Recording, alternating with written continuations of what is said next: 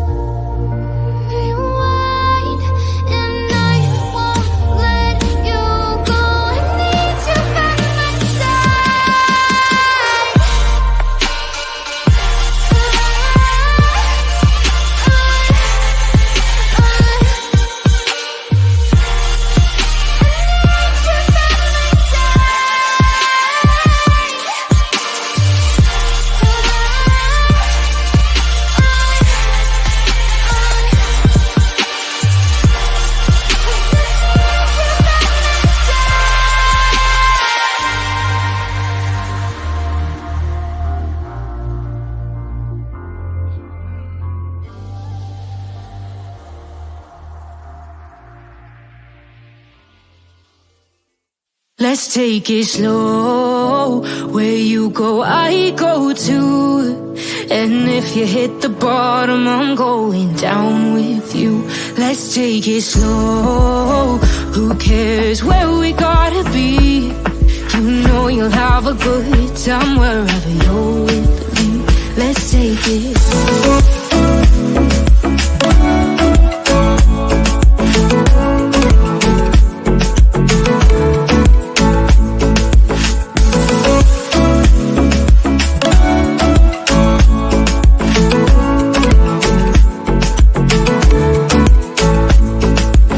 Ask me how we got here, 'cause you don't know how. You say we're taking on water, yeah, we're sinking now. You're looking all concerned, like we're gonna drown. But we both know how to swim, no worries, let's feel for now. Let's take it slow. Where you go, I go too. And if you hit the bottom, I'm going down with you. Let's take it slow. Who cares where we gotta be? You know you'll have a good time wherever you're with me. Let's take it slow.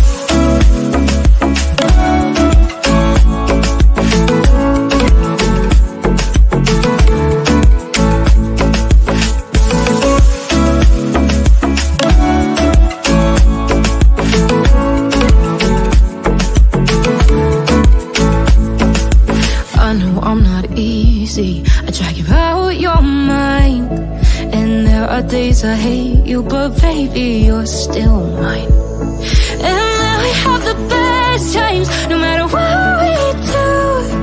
And even when we don't, there's nobody I'd rather choose. Let's take it slow. Where you go, I go too. And if you hit the bottom, I'm going down with you. Let's take it slow.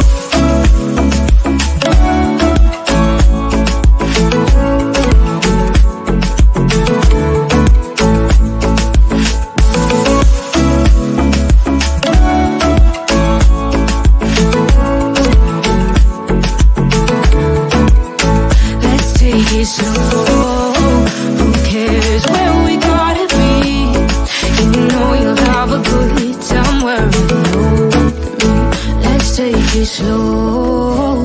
Where you go, I go too.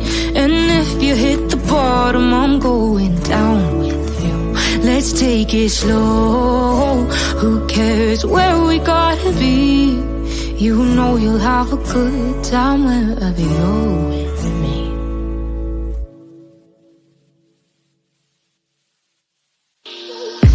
I'm on my last straw. I'm broken and I'm woken up. I'm done feeling your lies. I've had enough. I can't run your place in this faulty game. And all the words you speak mean nothing more to me. 'Cause let's start over now. Rewind. And I won't let you go. I need you by my side.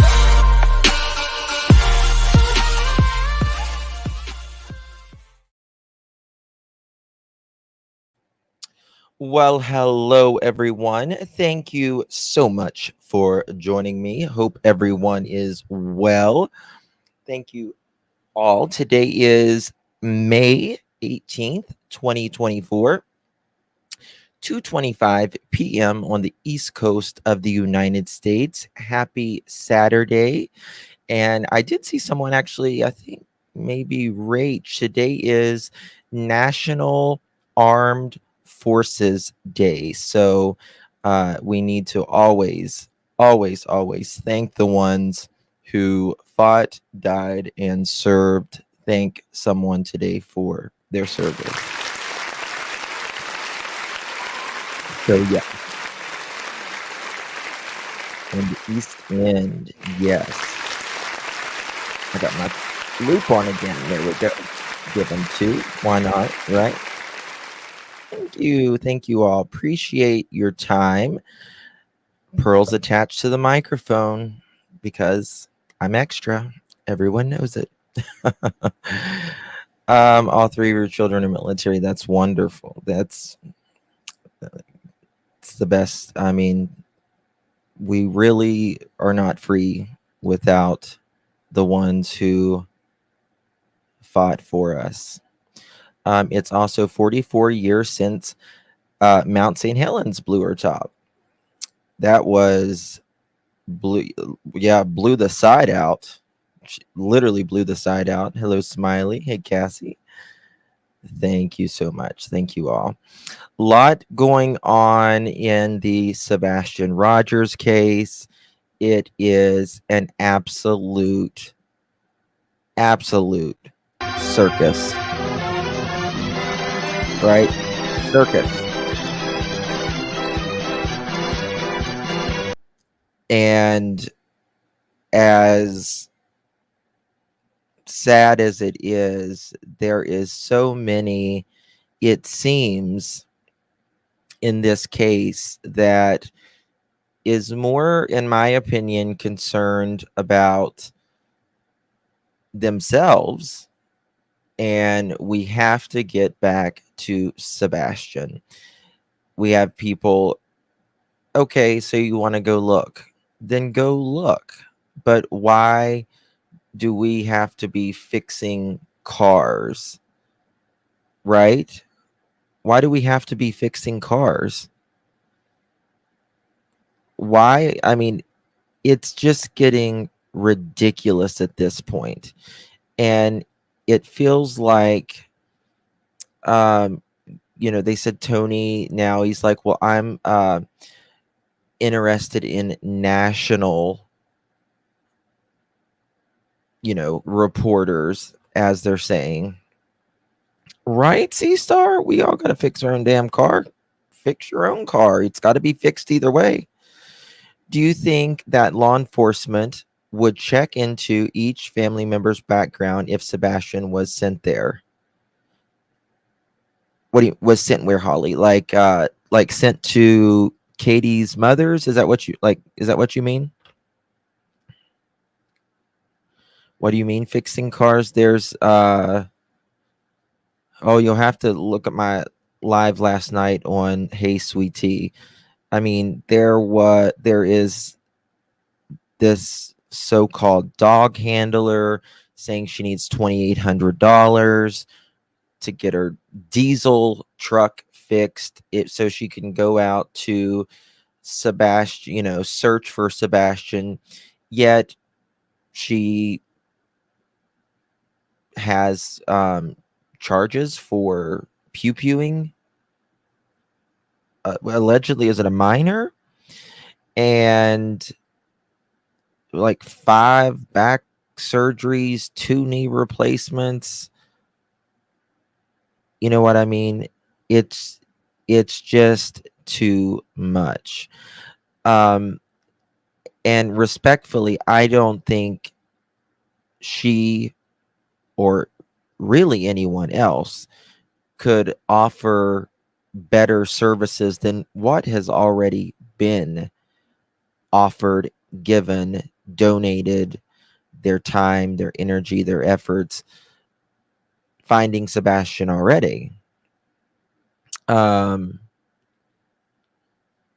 This is a different dog handler. This is a different dog handler. Not that Nina. No, it's a different Nina. It's a different Nina. Tony said law enforcement isn't talking to Seth, yet Robin Rogers posts that she had a long chat with TBI. Do Seth and Robin not speak? Tony calls Robin unhinged. This is a cash grab.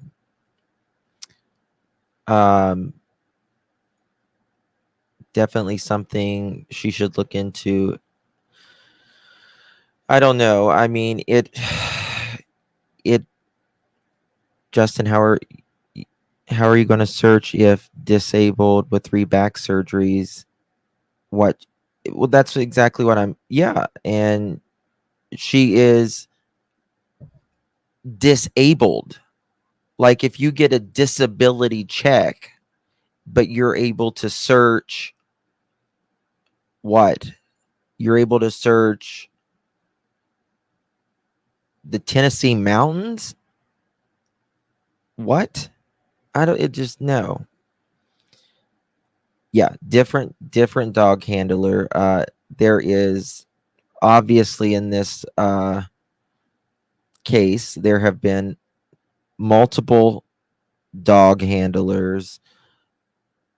Seth has went through a lot of people, right? Drive a truck to another state, but she doesn't have to report GoFundMe donations as income. No, because you don't have to report, like, or you don't have, I don't know if you don't have to claim gifts, right? You don't have to pay taxes on it. Rather, it seems that Seth is surrounding himself with grifters who are using the case as his own agenda. I know, and I'll be honest with you, like, I hope Seth can finally see that he is his own best advocate for Sebastian. He doesn't necessarily need anyone. He is enough. He's enough. And that's all that he needs, is to be himself. And that's it.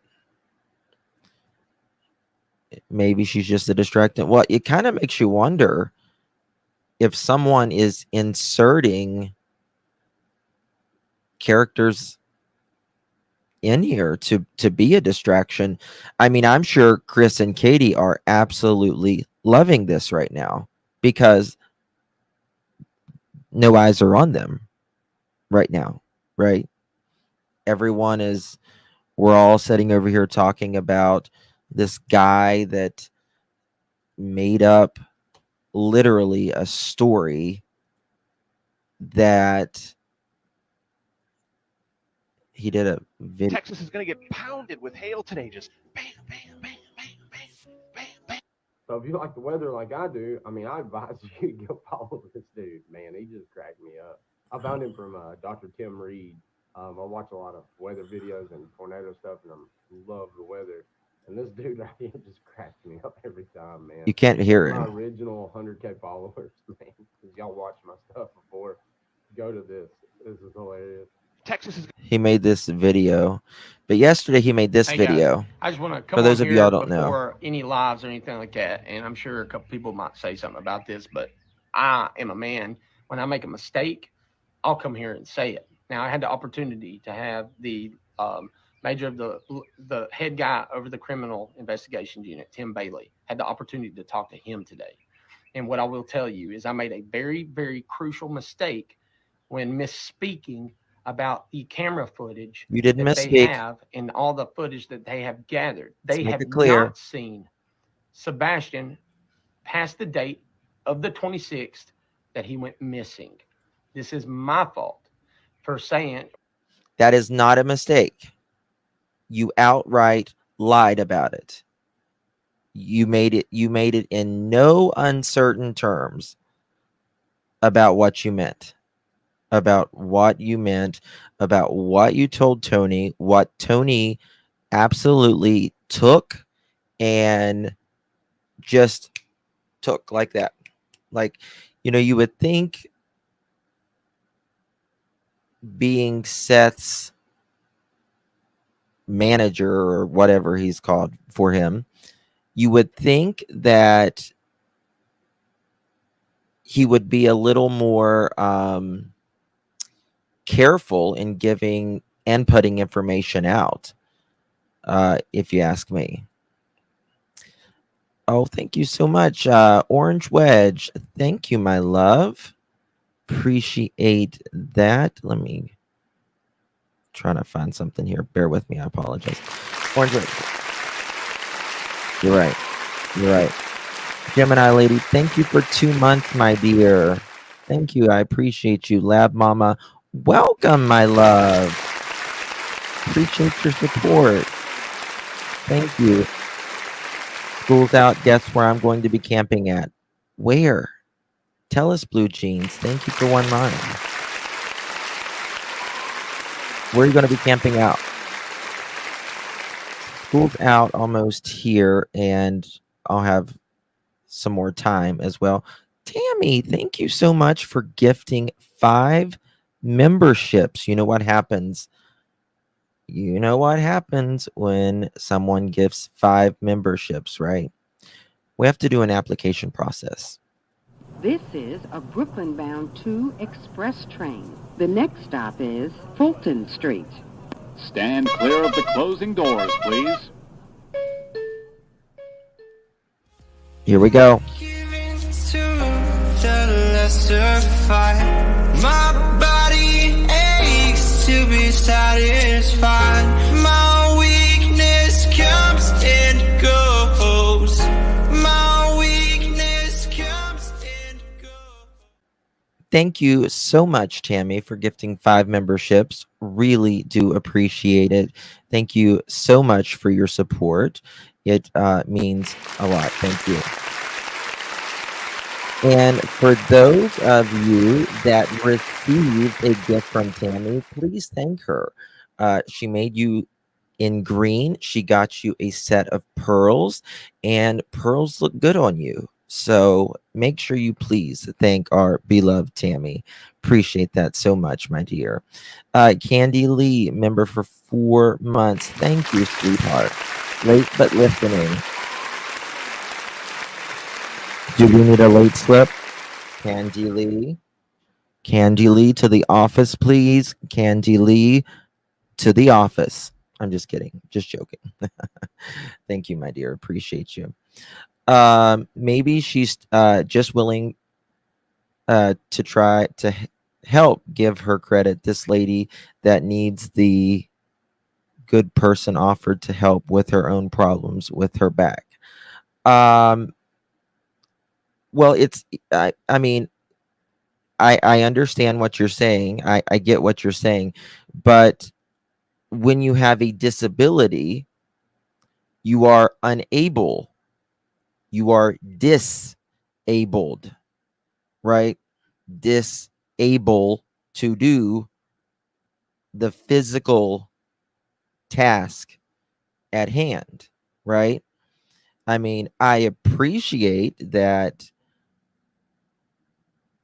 you know, go help and stuff like that, but it is a very physical job to go and, you know, climb the Appalachian Mountains, hills, mountains, valleys, and do all of that. So, you know, that's, you know, I mean, I don't know anything about her. She, you know, like I said, she may be a very nice uh person overall, but make me, yeah, yeah, exactly. So, you know, when you're disabled, I'm not really sure, and you've had, you know, 4 or 5 or 3 or 10 back surgeries and knee replacements, you know, I mean, I From me hope making she an feels understanding better. after talking to him that when we were talking and was talking about all the camera footage, and I had asked the question, he was simply stating, no, they have gathered every bit of footage they could from all the cameras that they could, and including the one where, you know, it was said that, you know, he was in the area. They went to those locations and was, you know, where they could get camera footage and got those. I thought that he said that, or took it as a You're way of like, oh adding, no, yeah. So the day that we have footage that he has seen past that date. Cindy will be able to explain this a lot better. She also talked to him. There's a lot of things, man, that I can say. But first and foremost, I want to apologize to Gator. I don't do that stuff. I'm not a crime talk. I'm going to make a over here. mistake. And I've always said this on every one of my videos. Check my information, do your own research. The thing is, this is the thing, check your information. No, we couldn't check that information. It was impossible to check that information. You can't check that information because nobody told us the information that he was putting out. How can I check that information? You just gave us something that nobody could get for the last 81 days. Not even the father of Sebastian. So how can I check something that they've said that there's nothing there to check? That's the whole point. And you find out. And unfortunately, you know, trying to be helpful, it would be something that would be very bad in the sense of like where it got out to, in the fact that it put hopes out there that were false, and making Seth believe that, you know, that his son had been seen past that date of the 26th. That I am truly sorry for. And when talking to Tim was very, very nice, very positive. He said, you know, one of the main reasons why he did not, you know, that they don't like doing press releases every day, like in every week or anything, is because in all honesty, he doesn't want to deliver nothing burgers. He don't want to get Seth and the family's hopes up. There's a lot more to this I can say that I can't. Didn't want to give the family's hopes up, but what did he do? What did Tony say that night? He said Seth was having the best day after that information. Okay, I see. Thank you.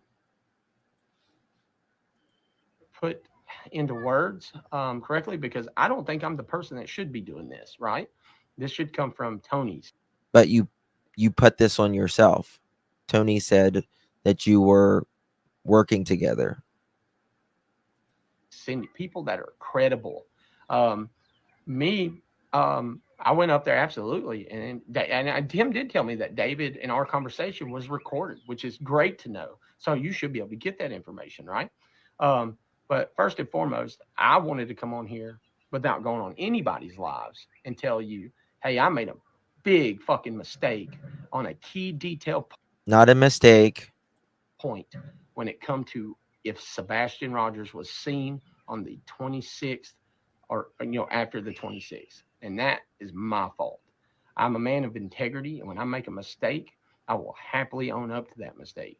I'm sure I'll get ridiculed and dragged all over the place, but at the end of the day, it ain't going to stop me from doing the preparations for planning for a search team to come and do what I got to do to take part and to be able to bring Sebastian home. Now, do with that what you will. I will tell you this: Miss Cindy will have her live later. She's phenomenal, and I am so thankful to have a friend in Cindy who was able, when I talked to her today, hey man, call Tim Bailey too. You get what you hear, and you tell me what you hear, and stuff like that. That way, if there's anything that I might have miscommunicated, she has the correct facts on that. And I am super happy to have somebody like her because, again, I'm not an investigator. I'm just a guy from Hendersonville that posts stuff. And this case took a part, it took a big part of me. And it means a lot to me. That being said, moving forward, rule number one, Stephen is not an investigator. Leave that to the people that do it. I wanted answers. And, I found out from Tim today that they are absolutely talking to media and stuff, though. It's just maybe it's not what people want to hear, that there's nothing to be said right now. Maybe it's not what people want to hear. There's nothing to be said right now. Well, obviously, there's nothing to be said because they haven't said anything. But you tried to feed false answers. And one thing I wish he would have spoke about in this is, what about the call to Sebastian, or the call to Sebastian's grandmother? What about those? I mean, where did he get that from? I see you. I did not get an email. Someone just emailed me, hey Justin, love your show. Tony actually said on his TikTok that he gets all his information from TikTokers. What a joke. I feel sorry for Seth and Katie, whose child is missing. Kind regards. Oh, I don't believe him either. Because there is and has been no evidence, zero, zilch, nada, nothing, of Sebastian leaving his home. There's no evidence. Whoops, hold on one second. There's no evidence that he walked out his door other than him not being there. But that could be a number of reasons, right? He could have been taken out, which in my opinion, he absolutely, in my opinion, was taken out. Now, you may think he walked out. Feel how you feel, because none of us know. None of us know. Stephen was the only one out of the whole crew I found to be even 10% authentic. But I don't know. I have 2 ex-husbands. I'm not a good judge of characters. Well, you don't have 5, Anon. So, you're ahead of the game, right? So, I'll be honest with you. I actually think this guy right here is probably, overall a good person, but I think even good people do shitty things sometimes, and they get caught up in whatever. I think, in my opinion, he's probably struggled with some substances. And listen, I'm 11 years, 5 months clean. So I know it when I think but anyway, I just feel that, and I think he got ahead of himself. I think he was getting some attention, and he wanted to put some information out there that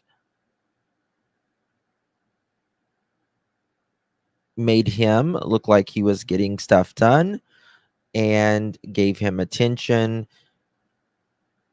But it was a very self-seeking self-motivated reason, because disinformation causes so much more harm to Sebastian's case.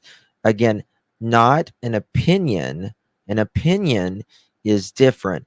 Putting allegations out as factual is different than an opinion. You can have an opinion that Seth is guilty, Katie's guilty, or suspicious, rather. We don't, Chris is suspicious.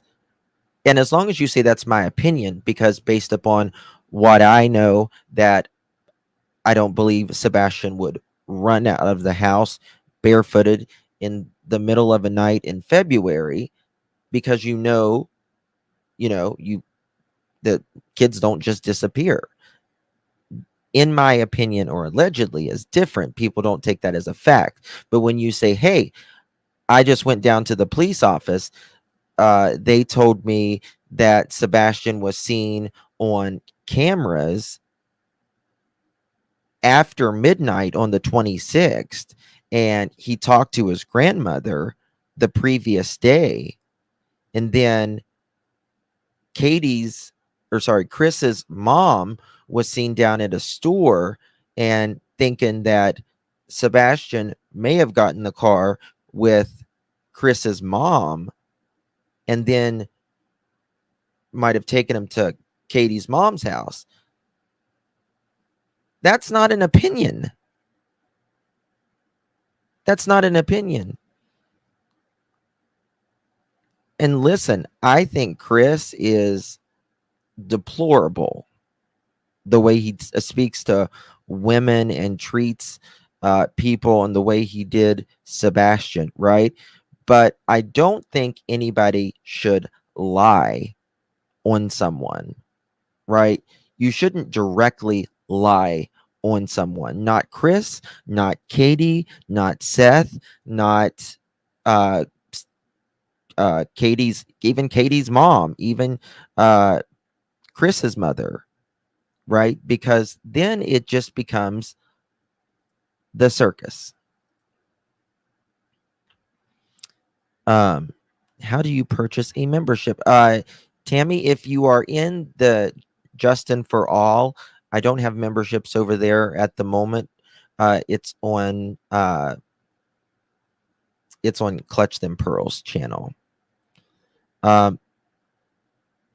Mods in the J for A, if you can put a link for Clutch Them Pearls, they can come over. That would be great. Pine Needle, thank you so much, my dear. Appreciate you. Thank you so much. Listen to last night's Sweet Tea on 1.75 on my walk this morning. You sound so stinking cute when you laugh or sing on 1.75. Oh, I'm glad somebody thinks so. So that's craziness. That's craziness. I don't know. What is the other channel for? They're both, well, this is the Clutch Them Pearls is my kind of like my true crime monetized channel right now. My other channel should be up in a week, anywhere from a week to 2 weeks. And then I'll be back on J for A, mostly with true crime. So Justin and everybody, hope wonderful. Yeah. I can't believe Seth has brought these scumbags into the search for his son.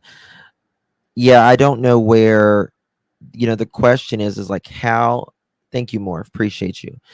I don't know how this got this bad. So we learned that Tony actually has been in true crime longer than we thought.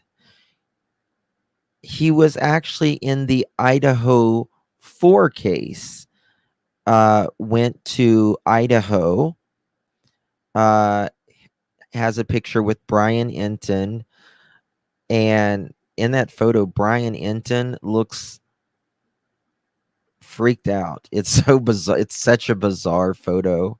It is such a bizarre photo. Tammy, thank you so much, my dear. Welcome, my friend. Welcome to membership. You're now a Pearl. And pearls look good on you, my dear. They look really good on you. Thank you so much, my friend. Do appreciate it. We do have the best family here. We certainly do. We absolutely do. My concerns is only Sebastian and where he could be. First of all, I just want to applaud for that. Yes, little Dev. Sebastian, if you're listening, please find someone you trust and get them help. You contact law enforcement. You are not in trouble. Yeah, it's totally off right now. Everything is off. Idaho is way out of Tony's geolocation. It really is. I actually, hold on. I have a photo I can show y'all. Let me just send this to my email real quick. I'll show you.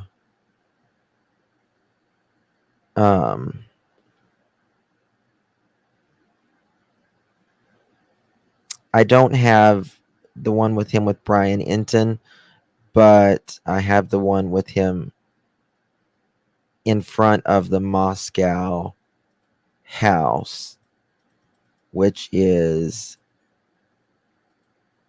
a clip about another freak in Sebastian's case.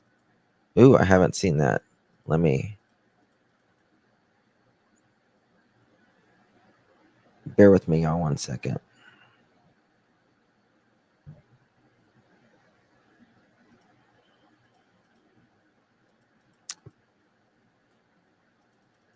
Okay, let me just wait a second while that's emailing. It's taking forever. Exactly, me. Go back to the people that seen him last. And the person, there's one person we absolutely know that was in that home other than Sebastian, and that is Katie. That is Katie. And Katie needs to be the one talking. Snacks, because, you know, he's 15 and snacks.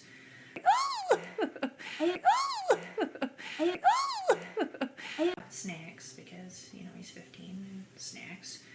Snacks, because, you know, he's 15 and snacks. Katie needs to be the one talking. And out of all of the people, thank you, Monique. Good to see you, hon. Out of all the people in this case, Katie is the quietest. Think about that a moment. Think about that a moment. Seth wasn't even close around Sebastian at, you know, he was working at the time. Chris says he was 3.5 hours away. He's the one that made the 911 call on a three-way, which is another odd thing in itself, right? Another odd thing in itself. But why is Katie so quiet? And people's like, well, I would be quiet too if I, you know, because everything she says is twisted. Well, it's not twisted if you're consistent and it makes sense, number one. And number two, put the information out. Who gives a flying freak what anybody thinks? It's about finding your son. That's what it's about, finding your son. Tony Mathis in Moscow, Idaho, January 12th, 2023.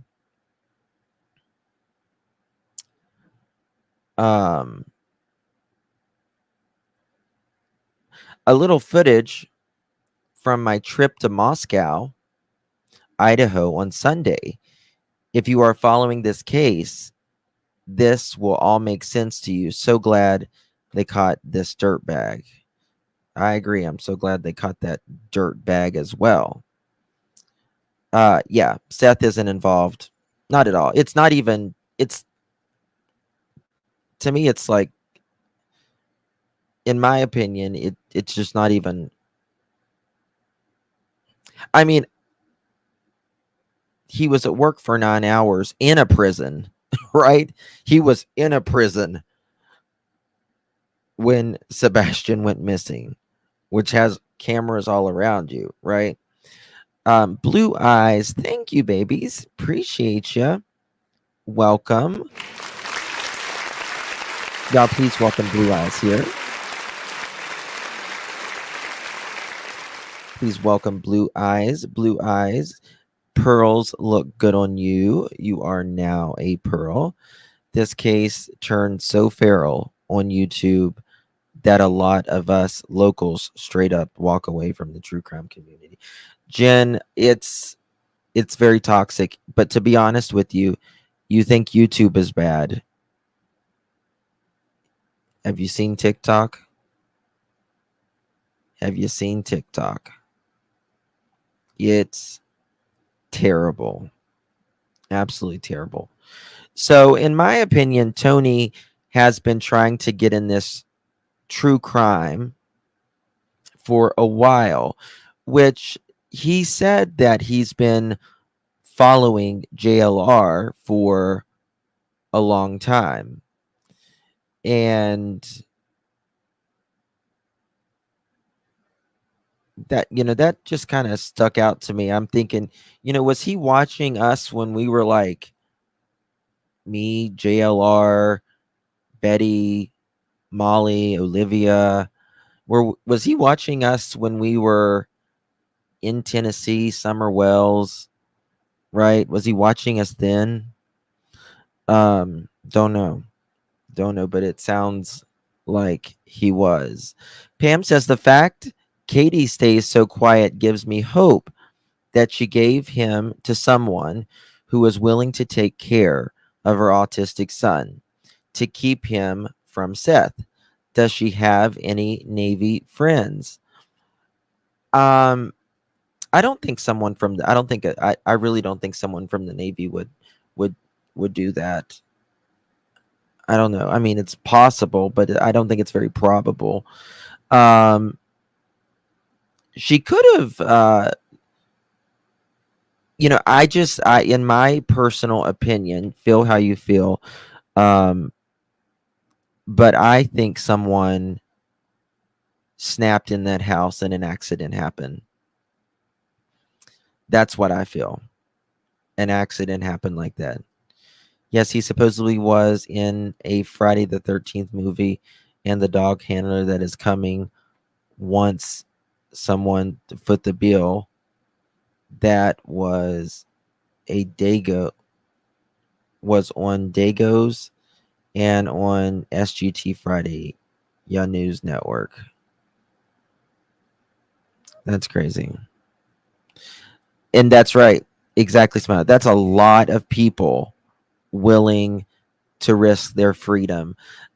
I don't think that anybody is going to be willing to risk their freedom just because Katie, wanted to keep him away from Seth. But you see, I still don't think she wanted to keep him away from Seth, because she's still going to want to see her son, right? She's still going to want to see her son. And by taking, I'm talking about the theory we're talking, by taking Sebastian away from Seth, living with Seth, well, that takes Sebastian away from her seeing Sebastian as well. And I think Katie would want to see her son in normal circumstances. So that's why I personally believe there was an accident, someone snapped, someone lost their cool, and they did something that was irreversible. Because a normal accident, if you have a normal accident, right? If you have a normal accident that, oh, Connie, I hope your wrist is feeling better. If there's a normal accident, right? He fell down the stairs, or whatever. Accidents happen. Accidents happen. But it has to be an accident where she, meaning Katie, or anyone in that house that we don't know, but I'm just saying, in my opinion, it has to be an accident to where it could get them in trouble. They could go to prison for the rest of their life, right? And again, too much medicine. Absolutely. Sebastian could have been wired, too much stimulation from the entire week, right? He had a very busy weekend, just ate, come home. They had been traveling all weekend, and she could have been tired. And she said, you know what? It's time for his medicine. He's not been sleeping or whatever, gave him more. Also, she could have, people have alleged that maybe even a friend would, perhaps come over and she didn't want him to see that, or, just wanted him to be asleep so she could do whatever she wanted to do or drink or whatever. Hey, Whistle, there's two types of people following his case. Those that followed Summer's case and aren't surprised by this, and new people that didn't. We have been through this once already. Yeah.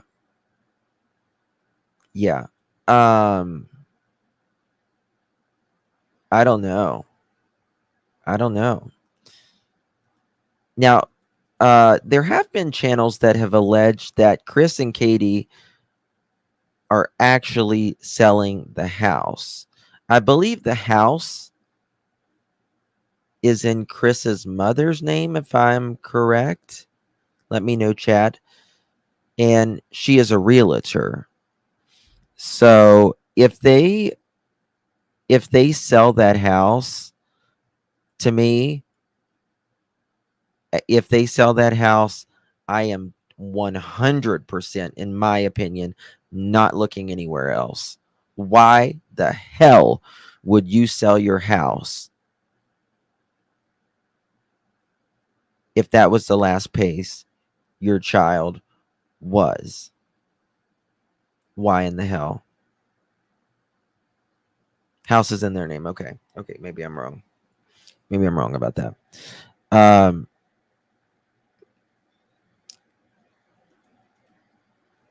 Yeah, I can take some phone calls if anybody.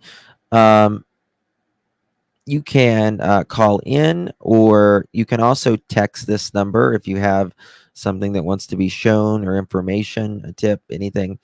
Not like a tip about like where Sebastian is. I want to make that clear.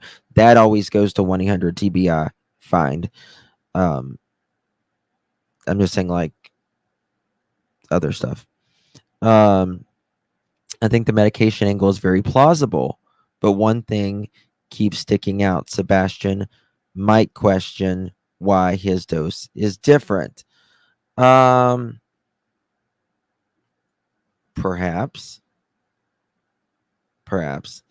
I just think Sebastian was getting older. I think it was challenging, which is what teenagers do. If you have teenagers, or you've ever had a teenager, you know what it's like, right? Teenagers are difficult. And I think, they're going from that kid phase to the adult phase, and they're somewhere in the middle at that time.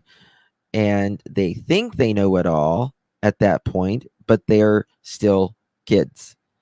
So I think maybe he was pushing back. And remember, Sebastian was very, very high functioning, right? He did have a chromosome deletion, but his friends said that he was just normal like anybody else. The more I thought about it last night, I came to the conclusion certain YouTube creators, Chris and Katie, SF Investigates, and other set this all up. Tony is a plant to destroy Seth's credibility. Really, Elisa, you think that? I mean, that would be definitely crazy. They need to go back to the construction site and check the mud, quicksand, and I think they did. I think they dug down there, and I think by now,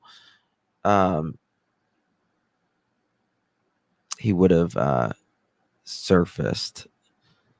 Let me correct myself. Soldier Girl says there is evidence that Sebastian was with his mom on February 26th, was in contact with his grandmother on. There is evidence of Sebastian was with his grandmom on February 26th, was in contact with his grandmother when his mother said the day he disappeared. Nope. Yeah. No evidence of that. No evidence of that. And that's the thing that the guy did not even address, because he knows that it was complete BS. My son has severe autism. He takes Risperdal, is that how you do it? And clonidine. We have to crush it up and give it to him in a syringe. If that's how she does it, then giving him would be more easy. Okay. Yeah. Clonidine is it's a sedative. It can be used for blood pressure. I'm not a doctor, so but it can be used for blood pressure. It can be used for nerves. It has many different off-label uses. It's a very old drug. It will make you sleepy. It lowers the blood pressure as well.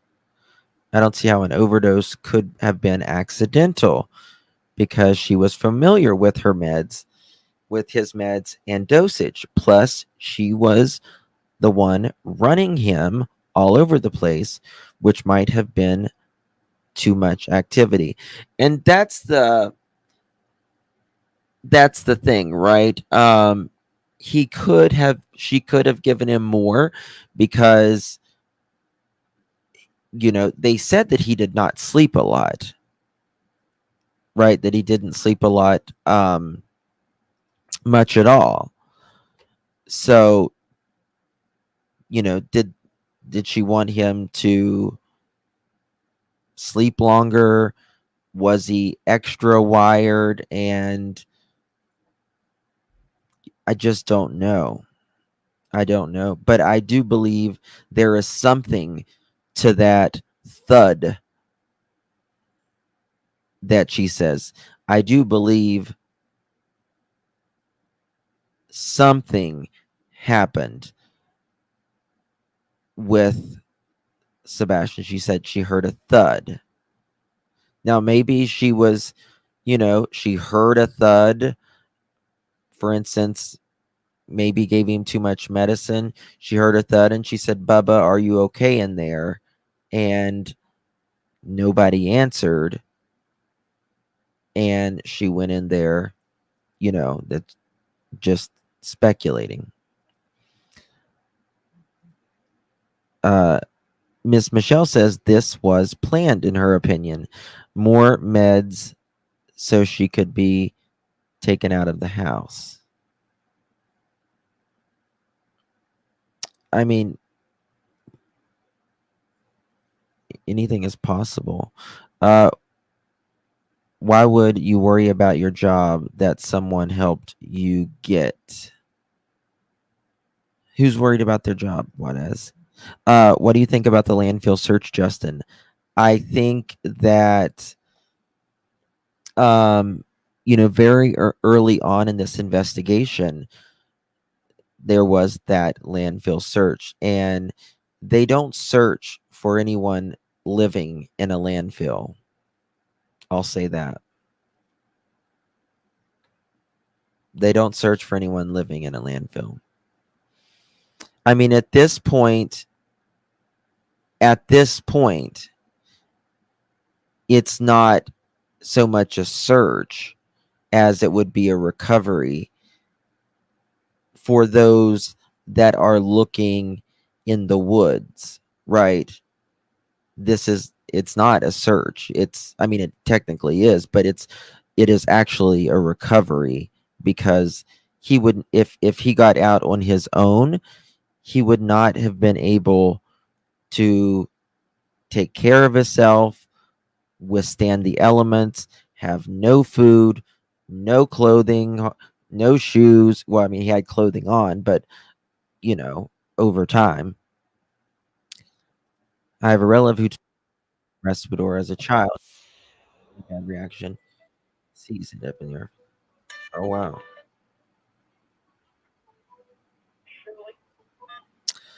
Clutch them pearls.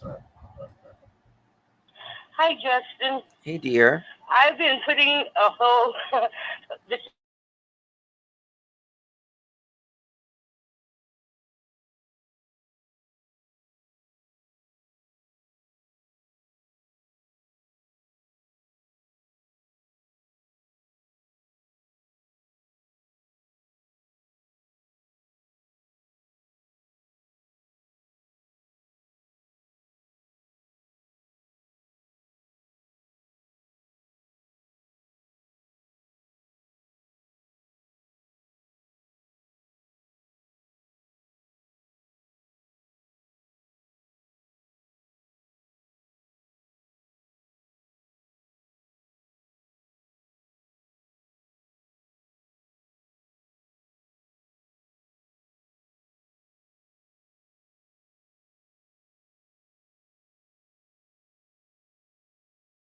Oh, okay. There we go. All right, we're good now. Sorry, guys. Okay. All right, start over. Start over. I called TBI. I got a hold of somebody about 5 o'clock Denver, Colorado time. And the lady I talked to said there is no way that some random person can come in and ask about a case because it would compromise the case.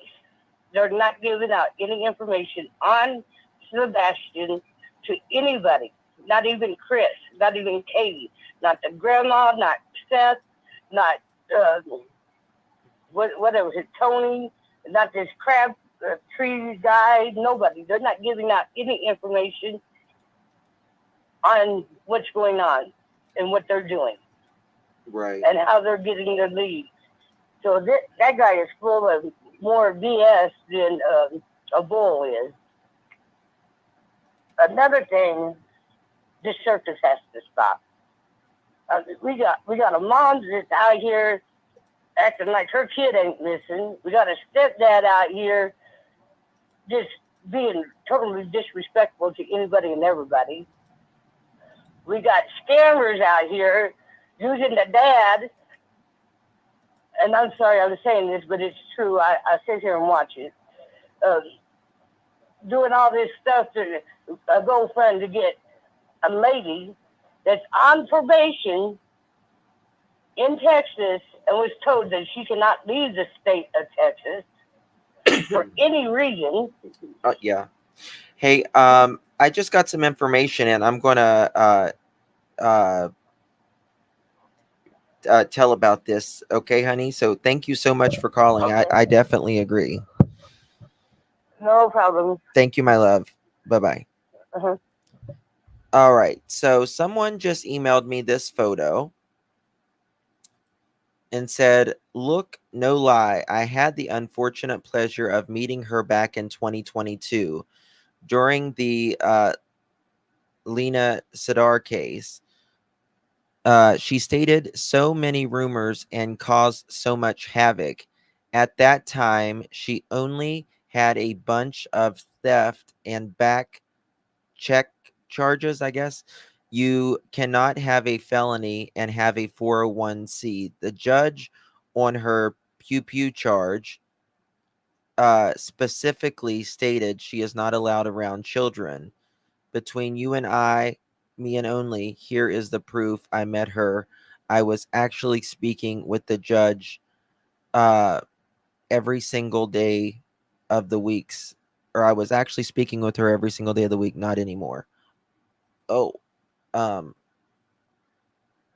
sorry, I did not know you wanted me not show this. I apologize. Is it okay if I show this? Sorry. Sorry. I didn't read it. I'm so sorry. Didn't read it. I thought you wanted me to show it. I'm sorry. Hey, cuddly. Please forgive me. I thought that's why you sent it. Is she Middle Eastern? I think she's yeah. Jury, scratch that. Scratch that. I didn't put your name out, but I see you put the okay. Sorry. I feel really bad now. Move to strike. Yeah. I thought that's why she sent it to me.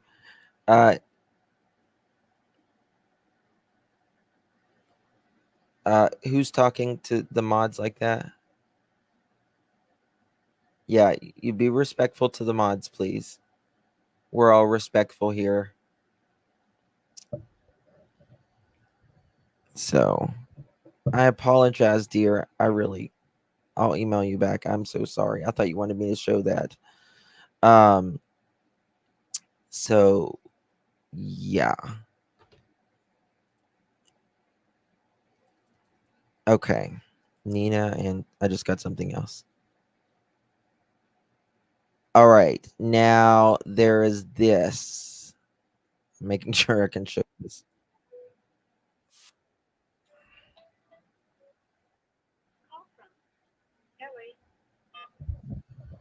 Hey, Kelly, what's up? Hey, Justin. Oh my gosh, it's such a pleasure to speak with you. How are you doing? I'm fantastic, Justin. I'm calling from Ontario in Canada. Oh, I love and Ontario. I have a few thoughts on this.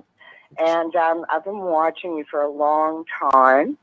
And I think that they did make it home that night. I do too. I think the only time you ever use the word stud, the only time I've ever heard that word used is when a body hits the floor. Yep. That's the only time. I've had a friend of mine pass away, and he died. Exactly how his mother described it. I heard a thud. You don't use that word. That's a body hitting the floor. Yeah, well, yeah, so this is like... Yeah, the question is why? Like, why did... Right? Okay, they got home. Okay? They got home. He's hyperactive, and I believe that they got into a physical altercation. Mm-hmm. I believe that it happened somewhere between the time they got home and 9 o'clock. Uh-huh. I believe that she didn't physically injure him during the she did injure him during the altercation, but he was physically okay as far as she's concerned. He went to his room and he died from that altercation. You know, I thought of she- like she could have, or someone She hit him in the head. could have hit She him in the head. head. Yes, and then he went to He- sleep, or he went in there, and she heard the thud. Yeah. He passed away. He was not in that house long enough for any smell of decomp. No, I'm not at a all. former palliative care. I'm a former palliative care nurse, and I truly believe that he wasn't in the house long enough for any decomp to begin. I believe. Thank you for saying that, because I argue with people all the time on that. I mean, I'm not a dog expert, but I did volunteer for hospice for a long time. I've worked in funeral homes, so I've signed 1,500 death certificates. Yeah. Plus, Wow. 1,500 plus. I know what a dead body smells like. I know when decomp hits. Yeah. You know, working in long-term care, we don't have a morgue. We have a certain time to have a body picked up. Right. Before it starts to decomp. Yeah. I believe that she put him in a trash bin and wheeled him to a location outside of that home, and somebody picked him up. Yeah. Yeah. I believe that whole time period between 9 o'clock and 5 in the morning really can't be accounted for. It really, you know, his location cannot be accounted for. Right. So, you know, she calls him and says, I really messed up. We had a fight. We got into a physical altercation. I went in and he's deceased. Right. Oh my God, Katie, you got to get him out of the house. Oh my God, Katie. I think Chris maybe didn't have anything to do with it until after the fact. Mm-hmm. But let's face it, he's sitting in a camper while Katie and Sebastian are living in his $800,000 house or whatever, and he can't go back to it. Right. How much resentment would that build up? And now Katie's going to lose the gravy train. Well, you know, Chris himself let out a very interesting comment. And he said, when he was fired up, he said that Sebastian thought he was going to get me out of that house. Exactly. And he was resentful. He resented Sebastian. I mean, really, he was looking forward to taking care of Sebastian for the rest of his life in some form. Right. I don't think Sebastian would ever reach an age of maturity where he could actually function as an adult without supervision. I'm not being, you know, derogatory or negative. I took care of Sorry, go ahead. 7 special needs kids for years. Right. I've had autistic children in my home, and that's what I did to stay home with my kids. Yeah. But the thing is he was always going to be responsible in some way for Sebastian for the rest of their lives. So, you know, if they had Sebastian, there would be no, where's Sebastian seat on the motorcycle? Yes. Exactly. Do you know what I mean? And and the distancing speech.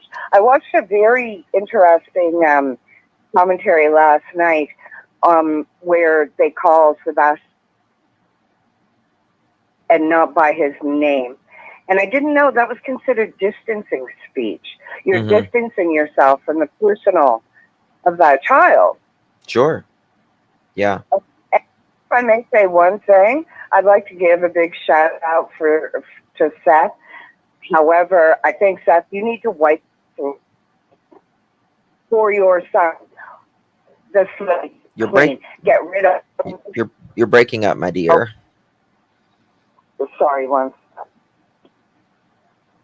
Get rid of all the jokers. Yeah. Get rid of all these clowns. Yep. That are trying to. They're leeches.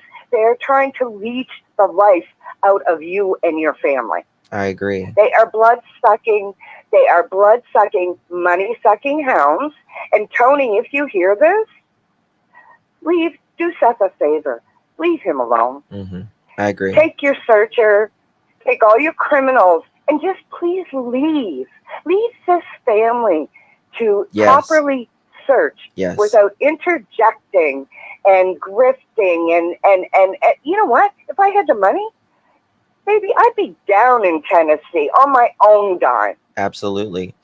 Hey, dear, I'm getting some information in, so I'm going to jump off here. Thank you so much for calling. I love you, Justin, and you are the most beautiful man in the world. I love your skin, and I just got some Korean washcloths. Oh, good. You're going to love them. You're going to love them. Oh, I will. All right. Love you, Justin. Love you Have too, a honey. great day. Thank you for. Bye-bye. Wonderful caller. Wonderful caller. All right, guys, we got a little bit of breaking news here. Got this just in.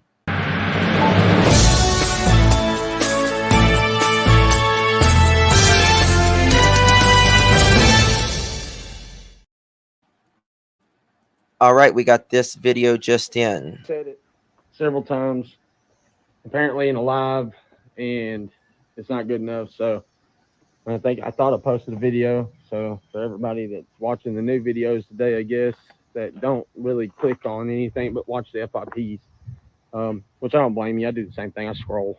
So if you see this, look, I would advise just watch my video where I explain what happened, how I put myself in a position that I should not have been in, giving false hope to the Rogers family and Katie and Chris and them. I wanted answers just as a personal thing. And then I talked to Tony and Seth, and when I found that out, I was like, oh crap, I need to share that with Tony.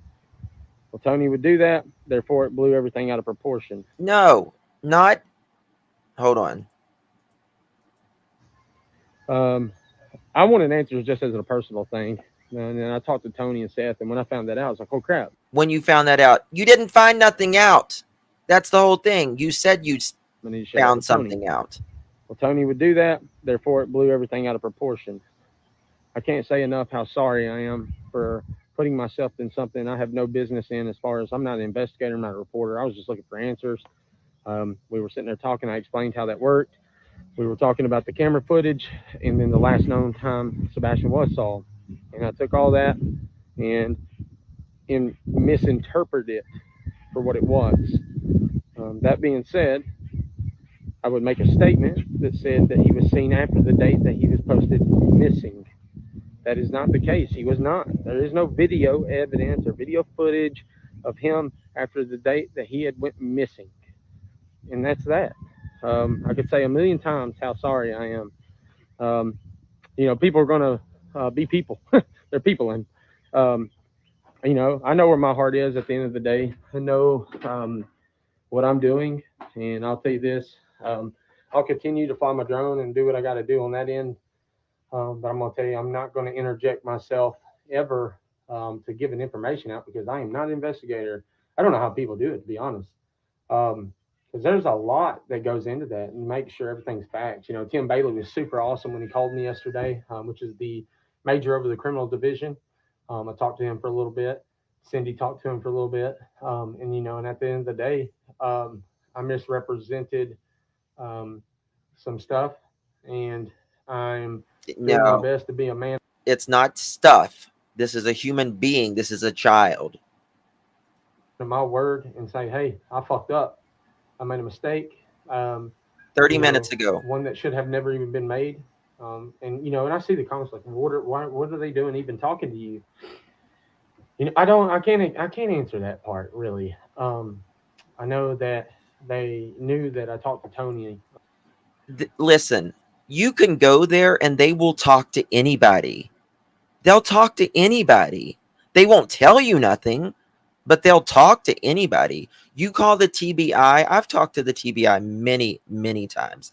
You call the TBI. They are the nicest people. Very nice, very respectful, will answer you the best of their ability.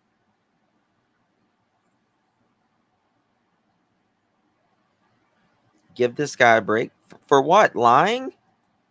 For what? Lying and said that he had information that was the farthest from the truth? And to Seth through Tony. I don't want to say make this confused, because I don't talk to Seth. I talk to Seth always through Tony. I've spoke to Seth on the phone in a 3-way call. Other than that, as far as like direct contact with Seth, no. You know, and for everybody that just keeps hounding me about you need to apologize. You need to apologize. I have. I don't know how much more y'all want, really. And I'm gonna be straightforward with y'all. Hey man, I learned a valuable lesson, and I'm gonna say Tim Bailey, the major from the sheriff's department, taught me one of the best ones, which is the opinion thing. I don't think a lot of us think about this, right? We say things and we say, hey, you know, this is my opinion, you know, don't blah, blah, blah. And, you know, in all honesty, that has a way to hurt them too. These are families that are behind these missing children. And that's the last thing I wanted to do was be any part of that. And I was. I put myself in a position that was stupid. And at the end of the day, I don't want anybody to ever think that law enforcement is not doing their job, because they absolutely are. And Tim Bailey, you know, he talks to media outlets, he talks to News Channel 5, he talks to everybody. And I'm seeing people kind of attack Nick Barris at the same time. Why? He posted stuff that was true, man. He talked, I'm almost guaranteed he talked to Major Tim Bailey. And he said exactly what it was. There is no new evidence of Sebastian in video footage. Okay? Fact number one. The sheriff's department has no recollection, nor do they see text messages from the grandmother and Sebastian. It's not there. He put out facts. You know, and, you know, I don't know if Nick will see this, Nick Barris. Hey, man, I appreciate everything you do. I don't. Everybody's like, oh, you know, he put the pictures out. But no, man, that was, I mean, but he is an investigative news person. Like, that's what he does, man. Like, he put 2 articles out and they were kind of back to back, but hell, man, everybody took it and ran with it. You know what I'm saying? I even made a video about, hey, it's not what it seems, you know. At the end of the day, I know where my lane is. I'm going to continue to fly my drone, look for Sebastian. Right now I'm doing yard work, honestly. Got my daughter this weekend. But, you know, the other thing I want to address is this Speedo picture. I don't know who, I don't remember being in a Speedo. If it's me, that's funny. I just got to be honest. I'm not even embarrassed about it if it's me. I just think it's fucking hilarious. And honestly, if it's Photoshop, wow. I mean, holler at me, man, because you got a gift to design. So I don't know. People are taking shit too personal when it comes to that, man. I laugh at stuff like that, and I find it hilarious, man. Again, what I don't find hilarious is me representing Sebastian and the family, and them not getting the, you know, facts. Instead, I was able to put something out there that wasn't true. And that's my fault, solely my fault. And I sincerely apologize to people that watch me, and most of all to the family, Chris, Katie, and Seth. And at the end, that's all I can do, guys. Anyways, have a great day.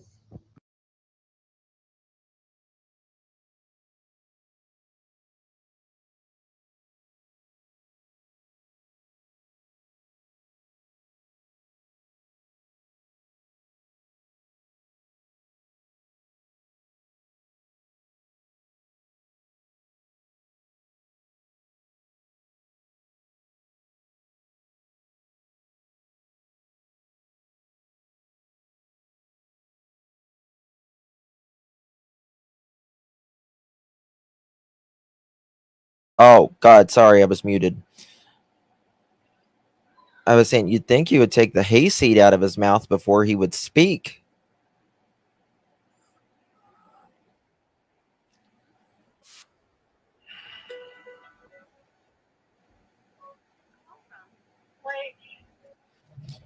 Rach, what's up? Hi, Justin. How are you, lovely? Good. How are you, dear? Good. Thank you for asking, as always. And I love your shirt. Thank you. Hey, this guy, I'm just like, I'm so sorry I had like an ugly tone and an ugly voice yesterday when I called in, but I was beside myself. No, you're fine. And I'm like really want to get I've said it. uglier now with all this nonsense. Yeah, Several times. it's nonsense. It's not good enough. Oh, it is. It's absolutely turned into a circus with these people. So yesterday I was thinking, and one of the chat buddies that you put on screen brought up the fact of possibly, Tony running interference. That's crossed my mind. And if it hasn't been done, I'm questioning Tony's last name because I don't look into this other than, bouncing between you and a couple other channels. Uh-huh. But I was wondering if there's any job history out there on a job board, a resume, a LinkedIn type of site of Tony, because allegedly, it might be tied to oil service, I'm not sure, but he specifically was allegedly in crane sales. And I what? thought about it a couple of crane sales. Yeah. He said that. Yeah. So I'm wondering if he's ever crossed paths with, Chris being an operator. If he was what? If Tony has ever crossed paths with Chris Proudfoot being a crane operator, since Tony is allegedly in crane sales. He says no. He says he's sold directly to like companies. Like that's who he sells to. Okay, so I just wondered, and sometimes, salesmen do visit job sites just to upsell. Sure. So I don't know, it might be a long shot, but that crossed my mind. And then going back, I know yesterday you and I spoke about, Sebastian's psychoeducational testing, the Myers-Briggs, the personality test, the DM, 5, all the things that they do to assess the children for learning disabilities, and the DSM-5 for personality as well. They usually test them jointly, and they update every single year. One, the Klonopin or whatever medication that Sebastian was on, when I'm assuming Katie signed off on those files, or the IEP meetings, or getting the school psychologist or the district. It's usually through the district they send out a psychologist. She signed off for medical release form. And I know when I did it for my daughter, when she was on ADD meds, every time that I gave her a new one, I would have to update it with the IEP team, the office. All those should have been housed, one, in the office at his school, and two, with the IEP team. One, because the office has to be aware if there's a medical emergency, what type of medication the children are on, or young adults. Right. So going back to that, I'm not trying to be a weirdo, but you have my 5,000 number, and if Seth ever needs somebody or needs to be put in touch with the guy that I know that writes educational policy for the state of Tennessee, that did my daughter's exams, I would fully pass that information along with him, however it may be. But looking back in that file, number one, it will tell the dosage, and when they get down to that detail of the medication that Sebastian was on, even at home, you have to disclose that. Katie also, it'll give a good snapshot into her if she was ducking and diving and fully disclosing the issues within the home all the way back to California, because it goes back to these children back to preschool. That's how far they look back to understand the kids. So, those things like medication, the dosing, things like that, that's come up. I know the dog handler, Jules, the legitimate dog handler that has the actual foundation, she had brought that up, and that was one of the reasons that she wanted to go into the house, and I had questioned that as well, or meet with the Proud Street, because the fact of the matter is, if he had a prescription and the correct dosing of that, and it was administered at the correct time, which they're highly controlled substances, that would have given a snapshot into, one, if Sebastian was being over-medicated, and so on and so forth. So I really think a lot of it lies in the records that have been kept or improperly kept on Sebastian, because, you know, I just wanted your feeling. You know, you obviously dealt with hospice and things of that nature, and people probably obviously being medicated in the last state of life. What do you think your odds are at placing Sebastian on a medication to put him to sleep, a sleep aid, prescription, that he would be out of that house voluntarily on his own and tracing through the woods with no trace? None. Yeah. Almost none. Almost zero. I get it. People sleepwalk. They drive, like on Ambien and all of that, right? But there is also a level of consciousness while we're sleepwalking, right? It's not consciousness, but it's a subconscious that,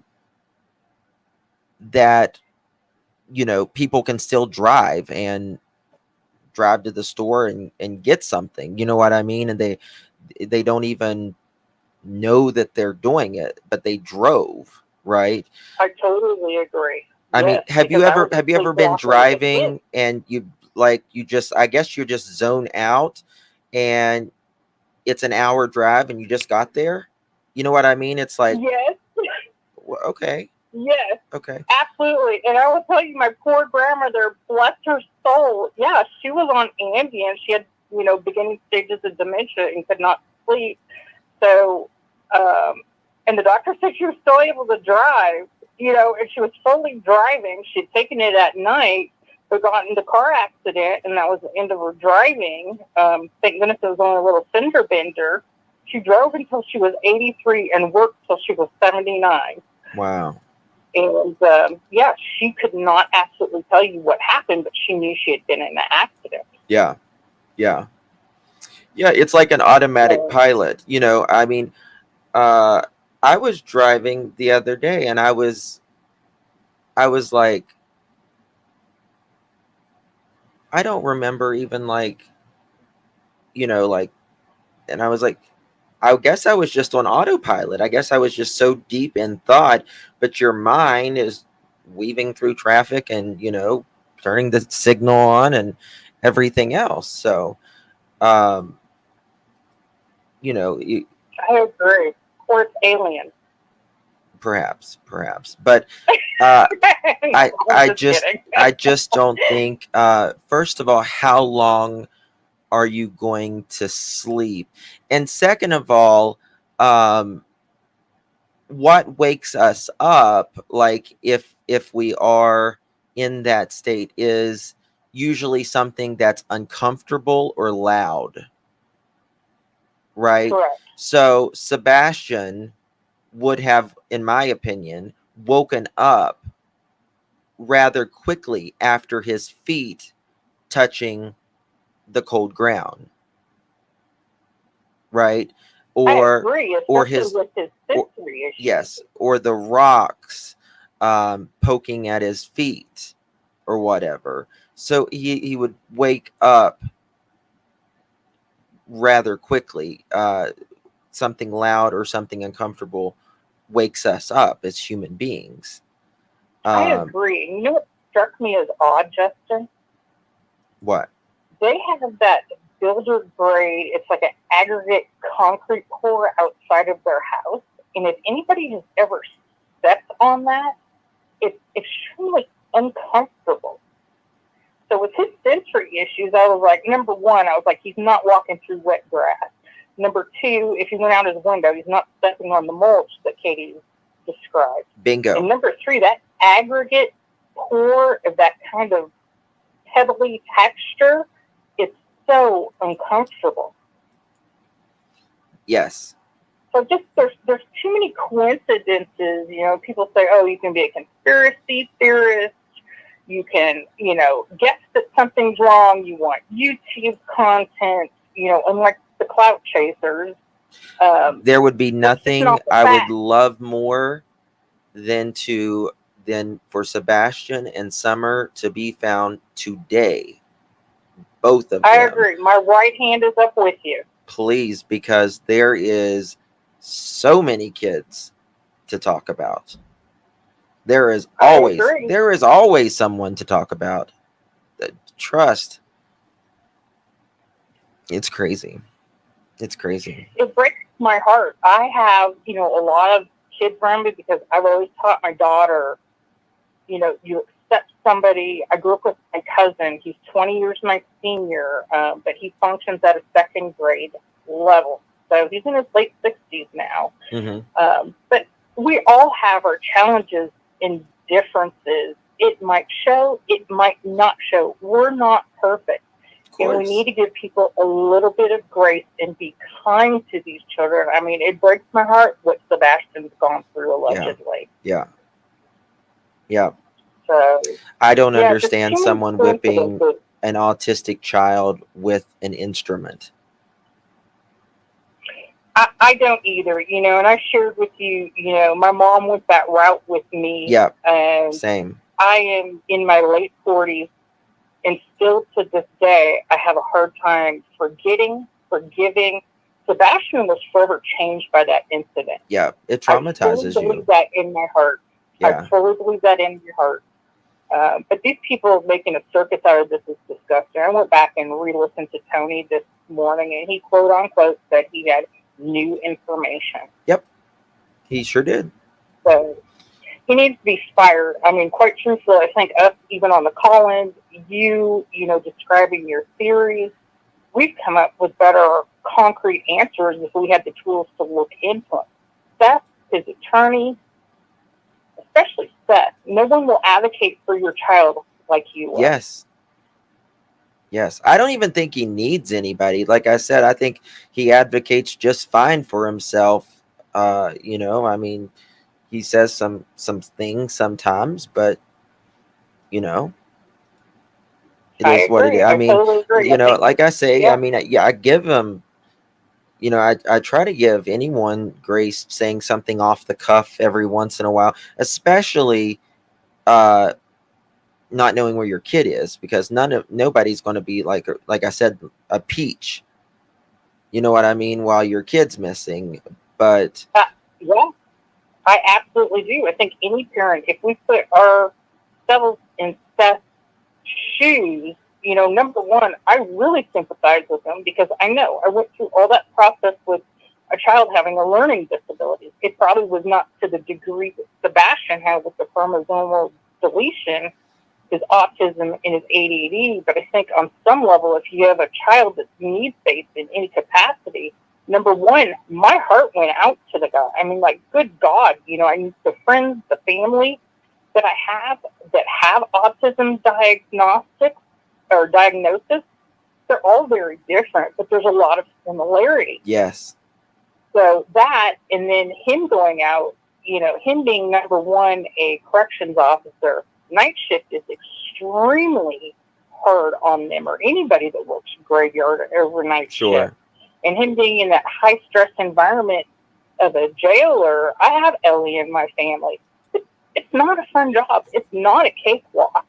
And then for him to have a missing son, physically out there looking for his son, and then the mental wear of not knowing where your child is, that's horrific. it I is. mean, the guy needs to be afforded every grace, nuance of compassion that we can muster. Yeah, but he's got to get away from these. He's got to get away from these people. He's got to get away. Got to. I agree. I mean, right now it's like, you know, with the call-ins, you'd be a better PR person than what he has right now, because all the guy's doing is creating an absolute circus without telling Seth, like, go look for this fact. Spinning look it. in this file. go to this expert. This expert can help you because of X, Y, Z. Now, hopefully his lawyer has all those experts in his pocket. Mm-hmm. But it took me years to gather these resources in Tennessee. I was originally from California and moved here with my child. Right. And it took me years, it took me a year and a half to move to Tennessee to find the doctor that I told you wrote educational policy for the state. And also does, the aversion therapy for the state for offenders, which he says they could never be rehabilitated, which we agree upon. But, it took years to find that. And I think if anything, Seth should be put with agencies, people that are like-minded, that can actually give him resources to have concrete, tangible things to help find Sebastian or look in his past to figure out what's going on. Yeah, I agree. Not this craziness. Exactly. Well, thank you so much, calling, Rach. I appreciate you as always. Okay, have a lovely weekend. I love you, Justin. Love you too, honey. Thank you for calling. Okay, bye, sweetheart. Bye-bye. You're welcome. Bye-bye. Bye. That is Rach. She's all very informative. Very informative. But that could have been in the bathroom, in my opinion.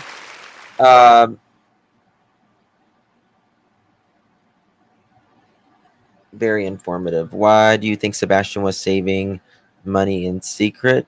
Even Katie said that they were. I mean, I don't think he. Listen, Sebastian could not take care of himself like for a long period of time. He just couldn't. I mean, he just couldn't. I wish Seth had a good spokesperson. Me too. This is the mirroring. Yeah. I wanted to show y'all something. Yeah, Terry Lynn have been searching from day one and still is today, yet nobody gives that good woman credit. I agree, 1-800. I absolutely agree. So someone sent me this. I had it up on the screen a second ago, but I want you search fundraisers, GoFundMe, emergency fund, Tony Mathis, $800 raised.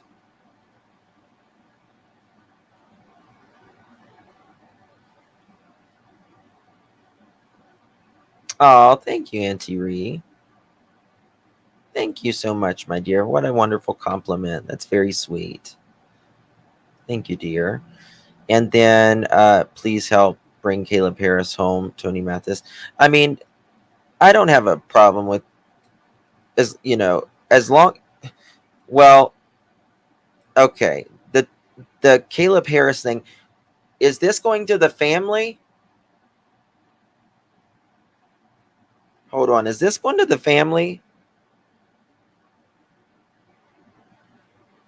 Please tell me this is going to the family. Lord, please. Lord, please.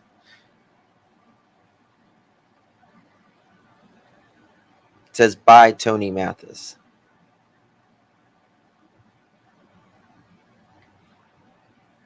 This is just a screenshot, so I don't know.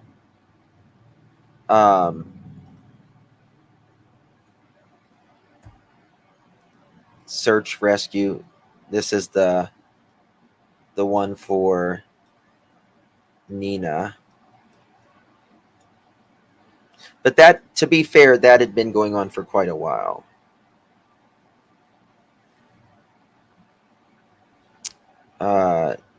Today said, Tony said he is a friend and co-worker of Caleb's dad. I agree, Trixie. Only the parent's name. Why it doesn't look good. Justin, the wording of it is odd. It says beneficiary is the father. Wow. Hey, Justin, do you know if they searched the areas that were damaged by the tornado? Yes. Yes, they did search that. They did. Sure did. They surely did. Wow. Yeah, I don't like, I mean, why it should be in absolutely the parents or family members. Yeah, and that's what Mohawk remembered. I was mentioning something. The wording of it is odd, saying beneficiary of the father. I don't know. This stuff just doesn't feel kosher to me. I don't get the kosherness. Don't get it, y'all.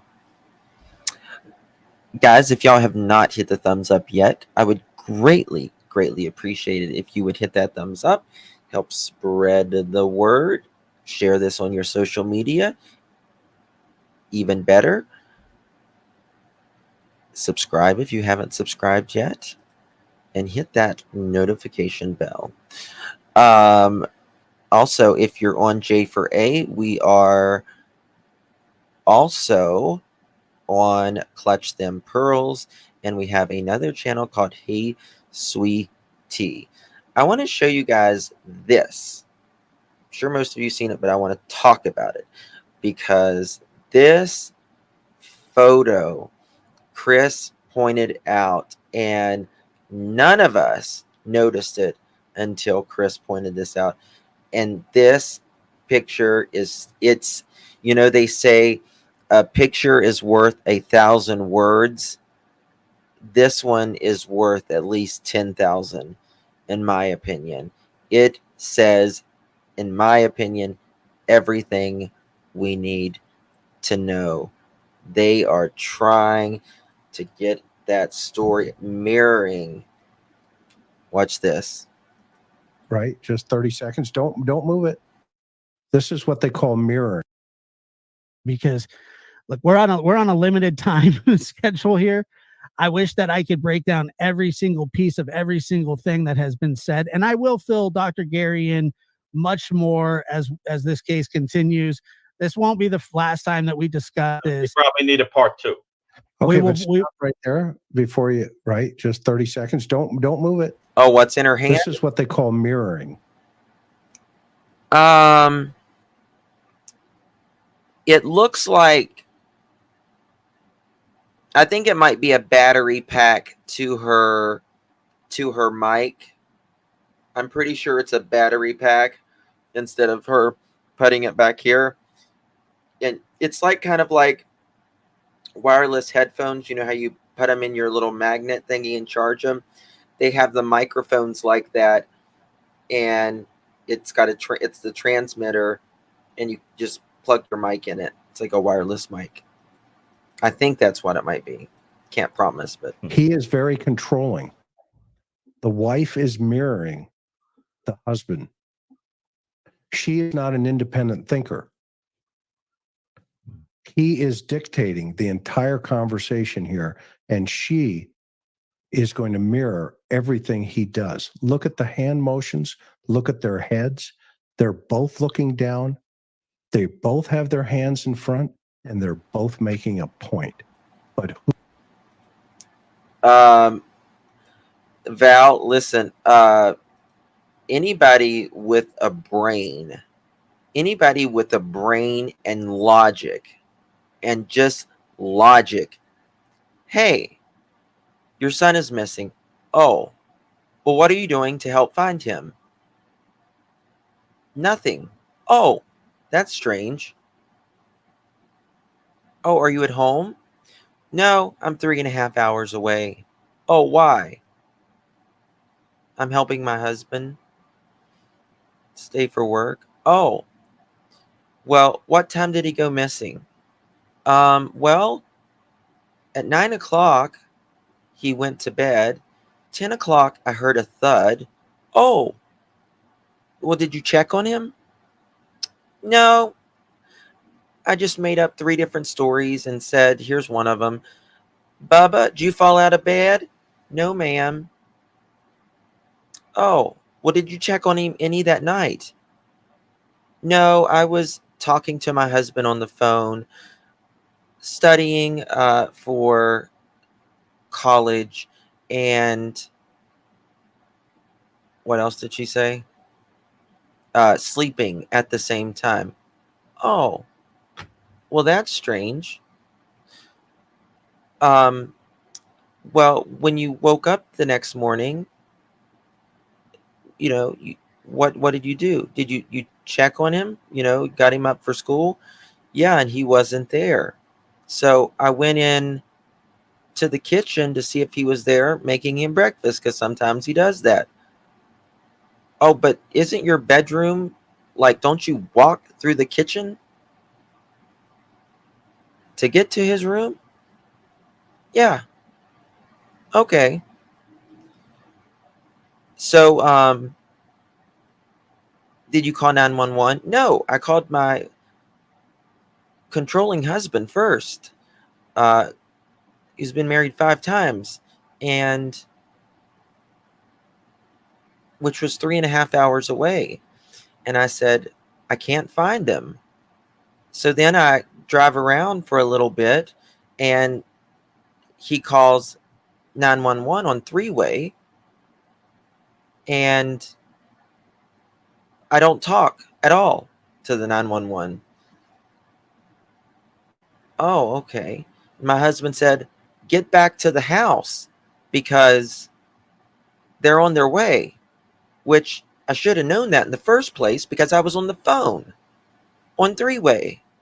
But I didn't know that they were coming because I really wasn't on the phone, in my opinion. Oh, well, did he pack anything? No. Oh, well, what kind of shoes was he wearing? Oh, he didn't wear shoes. Oh, it was quite chilly outside. Oh, okay. Well, yeah, I know you work for a security company, so I'm sure you definitely have him on camera. Oh, no. No. We don't do those things in our house. No. Oh. Well, I'm sure the neighbors got him on camera. Of course. I mean, you live in a $600,000 home. I mean, and live in a really nice neighborhood. I'm sure the neighbors have to have him on camera. No. Oh. Okay. You get my point? Anyone with a brain and a brain stem that sparks knows something is not right here. You know what I mean? So this stinks. Oh, and there's not a scent of him either. Oh, that's weird. Justin forgot to ask, Katie was in her bedroom when the thud happened. No, she was in the living room. She was in the living room when the thud happened.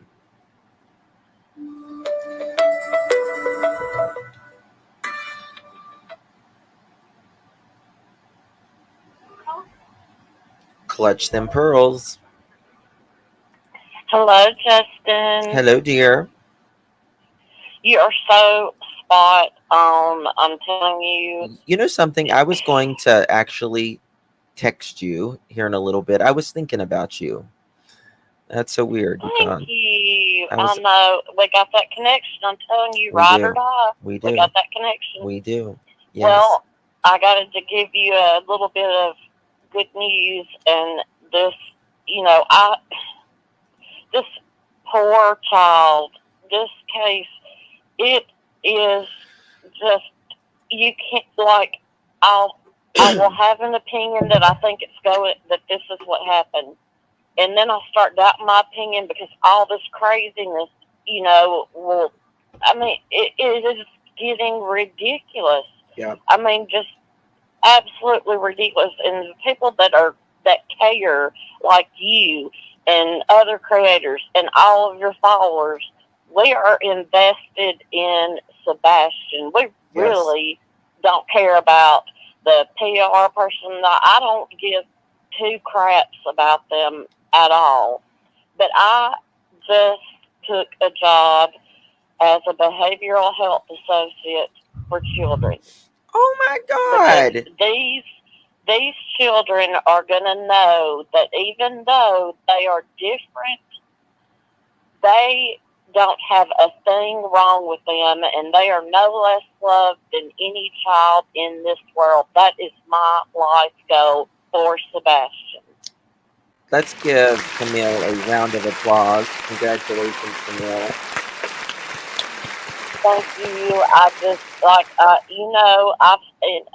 seen you do it many a times. There's certain we love all the children. We want all of them to come home, but there's certain cases that just grab you. Yeah. Maybe it's childhood traumas that you've been through, or I'm speaking for myself. Sure. Or something, and so I just gravitate to Mr. Proudfoot and the way that he treated this child incenses me to no end, and I am going to put a stop to it. That's right. Period. Every day. These kids are going to know they are so special. I mean, I'm going to be with the lady that we're going to do activities with them, get them working on their social skills, depending on whatever, behavioral problem they have, but they are not bad kids. No. That does not make them a bad kid. No. And bad kid, like the saying bad kid, it's just kids acting out for a reason. Everything is a symptom. How we behave is a symptom. Exactly right. Of our environment, our conditions, how we feel. So you're gonna do great, girl. And it's just like with depression and anxiety, we all have that voice in our head, and some people's voice tells them positive things. Some people's voices, that's a scary neighborhood in between those two ears. Yeah. To have to listen to. Yeah.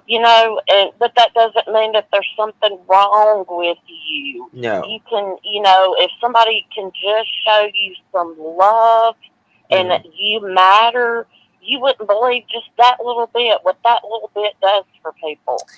Just like I'm telling you, the day that you texted me and told me that you were thinking about me happened to be a very, very hard day for me. And I smiled from ear to ear when I got that text. Just that text alone. I wish we could go back to that world where people cared. Everybody cared that much, not just for themselves, but for the people around them. Well, the thing is, if you actually are a servant to others, it actually not only does for them, it does for you as well, right? Exactly. The people who are happiest in life are actually servants to people, right? To the world. They give them the shirt off their back. They give them their last $20. Yes. But it doesn't matter because they're doing it just not even thinking about, I've got to have that $20 because I'm going to need gas money. It just automatically their mind goes to, I'm giving this so that this child can benefit, or this child can eat today, or whatever.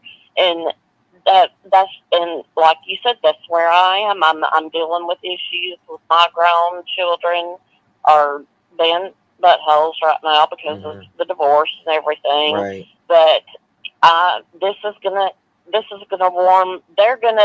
I'm going to save them, and they're going to save me at the same time. That's right. That's right. So I wanted to let you know that, and let you know the whole thing that you said about her in this little, about your child missing. The whole dialogue you just had, it is spot on. Thank it you. is spot on. Anybody that has any sense. Yeah. I mean, You know, I know you well enough to know Yeah. that if one of the boys was not there, you would call the police immediately. And if they told you you couldn't look, you would be like, bye. Yeah. Bye, see ya. Yeah. Arrest Bye, my ass Felicia. because I'm going to look for my kid. Yeah, because that's a natural instinct. It's a natural instinct. And when you go against that, She's something's missing wrong. Something's wrong. Yep. Right. Mhm. Something is up. Yep. In my opinion, something is up. That's all I'm saying. I don't know what it is. He may be alive somewhere and she may have moved him. I don't know. She may have lost her cool and I don't know. But something is not right. That's right. Just point blank. That's exactly But right. I love you so much. I love Thank you you for taking too. my call, and I will get with you soon. That's so funny you and called we'll it 'cause talk. I was thinking about you. That's Well, amazing. I'm gonna do a little bit of traveling, so we may have a chance to meet up. That would be sometime over great. the That would be summer and great. grab a meal. I'm going to be everywhere this summer, so we'll try to find somewhere. How about that? Okay. All right. Sounds great. All right, and love. all you guys, and I will be watching. Love you, dear. All right. Love you too. Bye-bye. Bye-bye. That's our beloved Camille. I'm going to turn the phone lines off for just a moment so I can get through this. Oh, hold on. I got Bombshell Wells Bly info I got from Camzone. Hold on. Wait a second. We might have some breaking news. Let me check something here.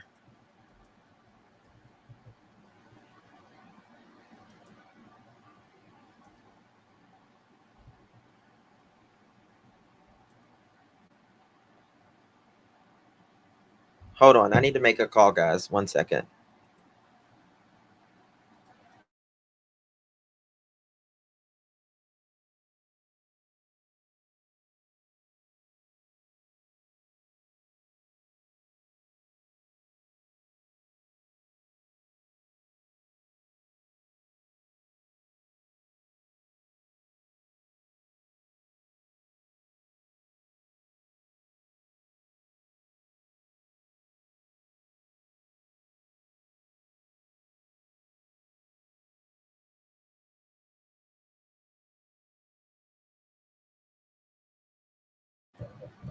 Okay, they didn't answer. Damn it. I need to check one more thing.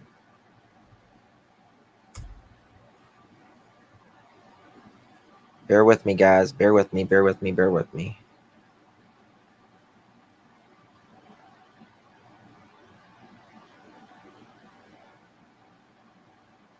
Okay. Okay. I'll wait. If I get it, then I'll let you know.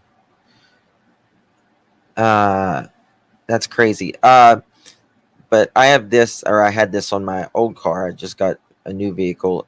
But this is the quote that I live by, and I had a little quote on it. Do all the good you can, by all the means you can, in all the ways you can, in all the places you can, at all the times you can, to all the people you can, as long as ever you can. And that's what we should do. Okay. Here we go. Who started the conversation? The question was asked to the mother.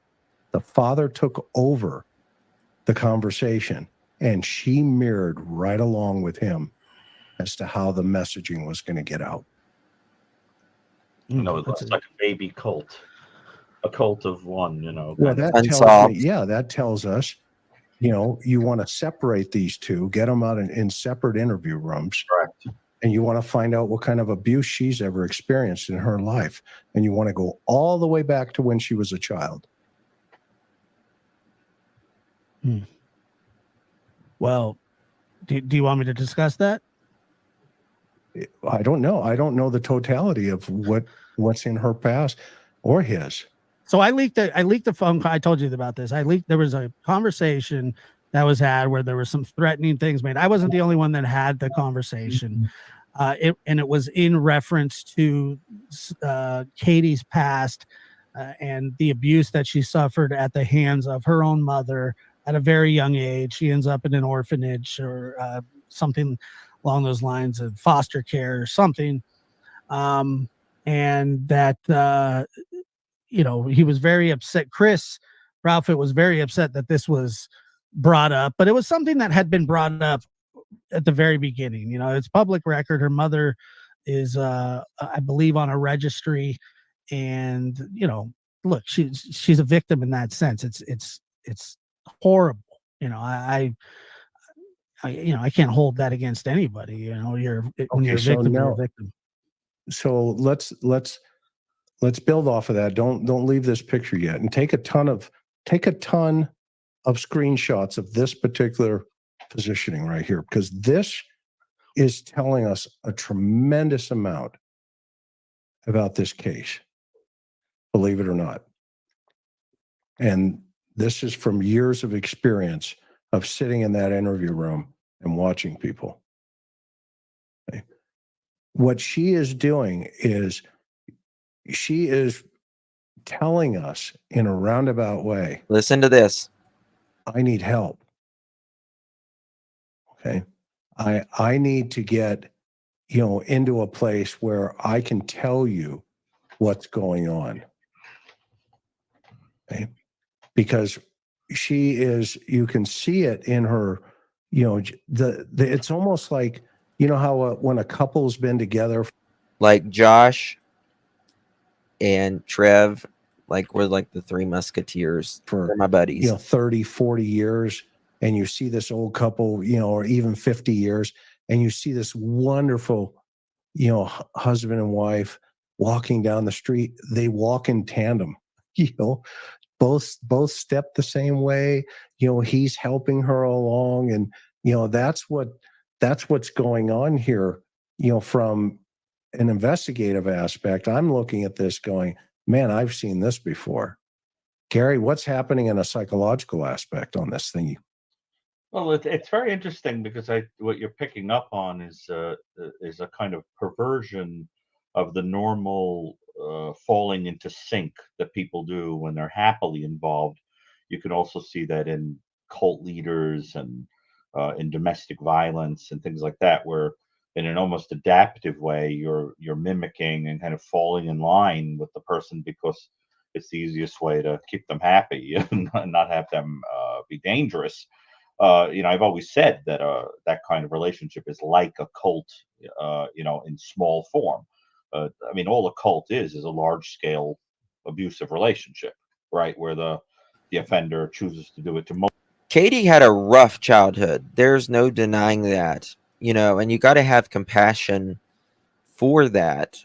When you're a child, it's not your fault. She certainly multiple people. At the same time. A lot of her family are allegedly criminals. Instead of one partner. And let's face it. Do you know how rare it is for a woman to be an RSO and be on 99-year probation? Pretty rare. Right now, we don't know if any of that's going on, but I think it is interesting that there do seem to become some kind of power dynamic. As another example, he laughed when having a recollection of the child, and then she did for the first time, had a kind of nervous chuckle, almost like on reflex, and there is that kind of strange quality between them. Katie does this thing, and it's not I don't think it's a nervous laugh either. She'll be talking about something very serious and she'll giggle and she'll go right back. And it doesn't feel like a nervous laugh. I can't help but feel like that thinking about something. They look like two people that are acting. And one of them is kind of doesn't want to contradict the other, so have to look at each other for leads, It doesn't have the ring of truth. And you know what I'm saying, Chris? It doesn't feel like that moment in an Agatha Christie novel where, you know, the detective comes out and explains everything. You go, oh, now it all makes sense. Thanks for clarifying. It feels more like we don't have it, like the story's not adding up. It doesn't make sense. It bothers me as a logical creature. And it also feels, what bothers me as I'm listening to this is that I don't know how else to say it. It insults my intelligence. The story feels like somebody thinks you'd believe it, and it's ridiculous. It's up there with Koberger's stargazing. It's so ridiculous that I find myself going, what? There's a thud. And you know, Gary, that's an amazing thought process. And the only thing that wouldn't be in alignment, if she didn't have something in her hands, I think both of her thumbs would be up too. Thank you, Liplock, for that. An estimated of 80 to 90% of offenders are male, while 10 to 20% of offenders are female. Yes. Yeah, it's very interesting. But they are like, it's like two actors, it looks like. Yeah, I mean, they're almost, their arms are aligned. Now, for the average person that's probably watching this and that will probably criticize me, you know, going through there on some other crazy channel, you know, that this is extremely important, whether they want to believe it or not. Okay? This is extremely important.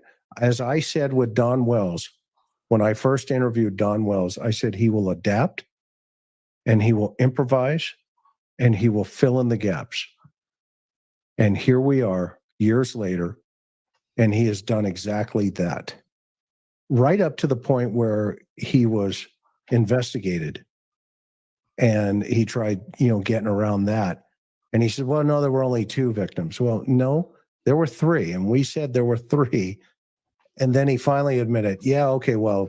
I will never forget. I've been watching Chris from the interview room since he was a little channel. When he started Suzanne Morphew, and he called Suzanne's husband Barry Morphew. He's a very small channel then, and then we got to Summer Wells, and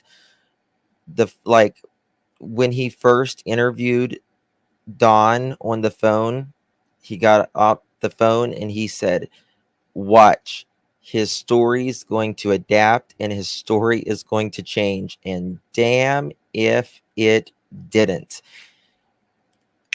Adapted right there. Thank you, sweet Camille. Thank you, my love. Appreciate you. We are blessed to have this place. Please be kind. It isn't hard at all. I love you. Thank you. Thank you, sweetheart. Appreciate you. Thank you, Janice. Oh, thank you, my dear. Appreciate your support. Very kind of you, my dear. And the next interview, Don changed his story. They always fix it, right? They put a little mark on it and they try to fix it. It doesn't. They think it's working out for him, but it really doesn't in the long run. She doesn't count. Okay? This is the kind of situation. That's why your first story should be your only story. Where my fear is they've learned from Dawn on social media potentially, or other, you know, situations where the child wasn't found. Also, it's very creepy. They're learning. They're gonna pick have an alibi, Chris? I don't know what. Well, let me tell you. So this is what we know. Seth says that he was at work, and by all indications that is the truth, because he is a prison guard and he would be on camera. He was contacted by Chris to tell him that Sebastian had went missing after he got off of work. Chris also claims that he was 3 hours away working on a construction site in Memphis, Tennessee, which is about 3 hours or so. But then there's also this really weird 3-hour phone call apparently between these two. where they were talking on the phone. And if somebody in the chat could help me out from the time, I forget the times, where she started falling asleep on the phone. He tells her to go to bed, and then but there's a 3-hour phone conversation there, which so they say 9 to 12 these two were on the phone. Now, when I said that Chris may not know, this phone conversation, this 3-hour phone conversation, possibly would just put him smack dab in the middle of this too, even if he wasn't there. Does anyone actually think that Chris is the type of man who willingly wants to sit on the phone with a wife for 3 hours the way Katie swears they do it all the time? I still don't believe it. I don't believe it. Don't believe it. Miss Michelle, thank you so much. Not to be rude, women tend to hide things more often than men. Love you, Justin. I don't know. I don't know. I think that there's,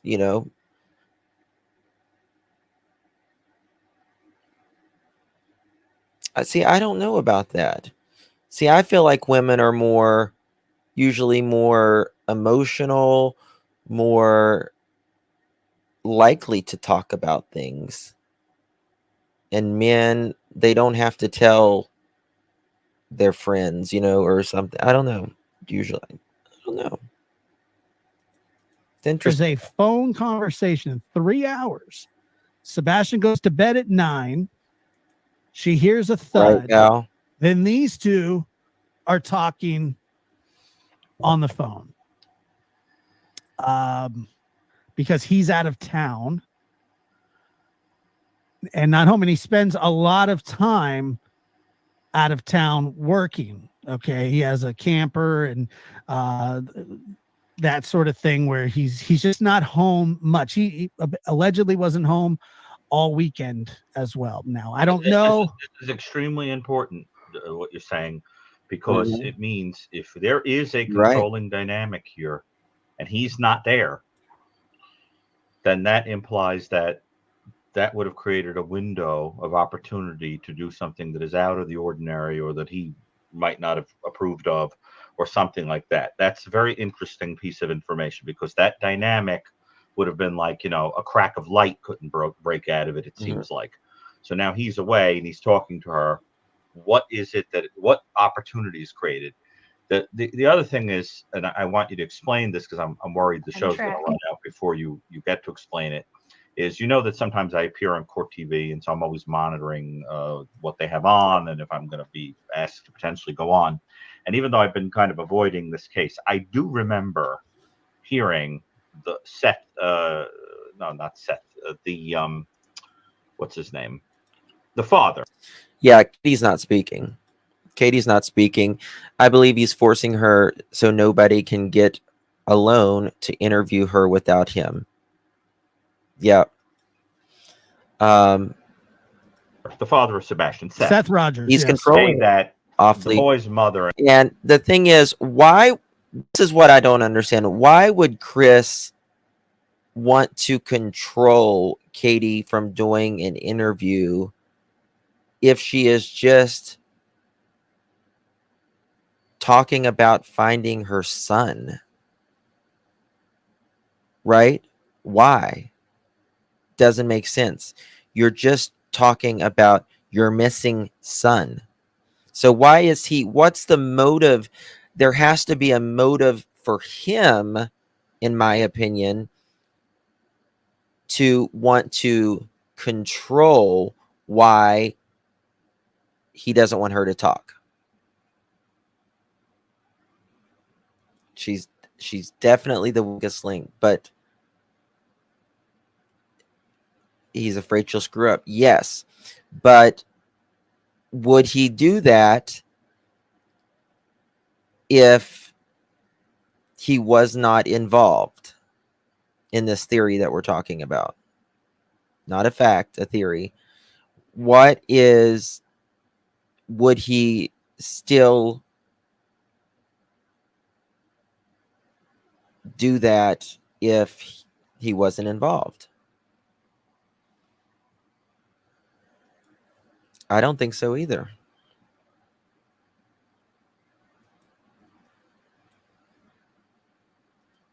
One thing's for sure, they are not wordsmiths. They are not statesmen. The more they say, the more they will eventually end up in ditch. Oh, Camille, honey, please. You don't have to do that. Camille, thank you. Keep up exactly what you're doing. You started as a creator. I watched and became a dear friend. I love you and your chats. God bless you so much. Oh, thank you, Camille. Thank you so much, my dear. You don't have to do that, though, honey. Thank you. That's very, very kind and generous of you. Thank you, Camille, my dear. I love you to pieces. It's very nice, Camille.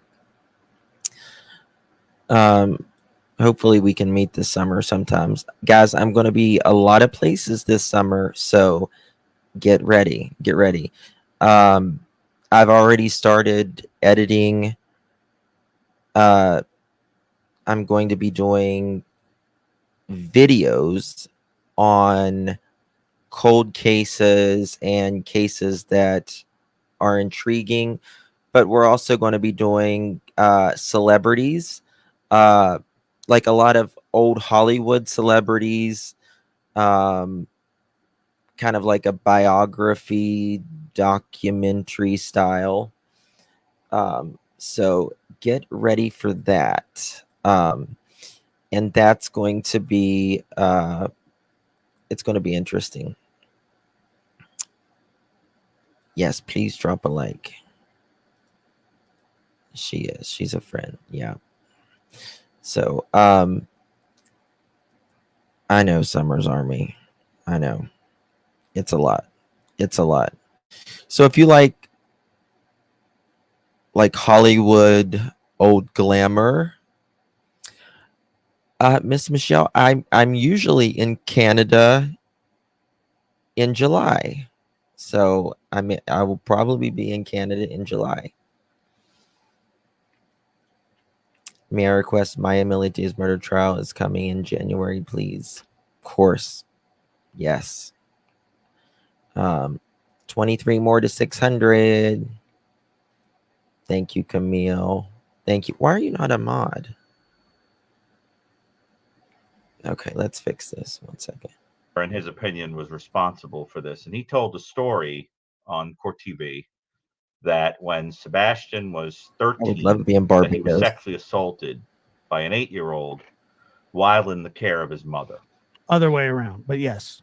Why The was thir- 8 years old by a 13-year-old? Correct. Okay, because I'm going by my memory of this. Okay, so the Yes. idea is, and he said, if I remember this correctly, thank you for the correction, is that the he felt that in some vague way, the mother must have had something to do with it, because in his mind she had that history of kind of not keeping an eye on him and whatever. Now, Chris, wouldn't you agree that if you had a child that had that happen to him, you would be exaggeratedly sensitive to every little noise and every little concern and every little thing? It doesn't jive, right? In that it gets my Judge Judy, my internal Judge Judy going, where, she goes like, it doesn't make sense. It's not true. Well, it doesn't make any sense.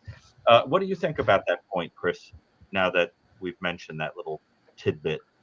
Well, this goes back to that thought, that we were just talking about we want to go back into her history and find out what the totality of that is. And if there was an event that is... Nobody. What would you do if law enforcement said you can't search?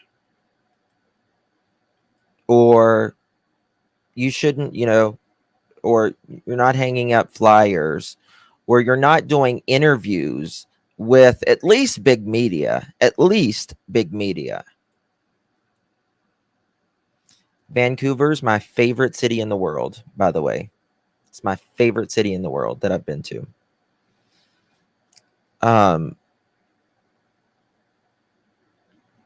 Search anyway. I would too.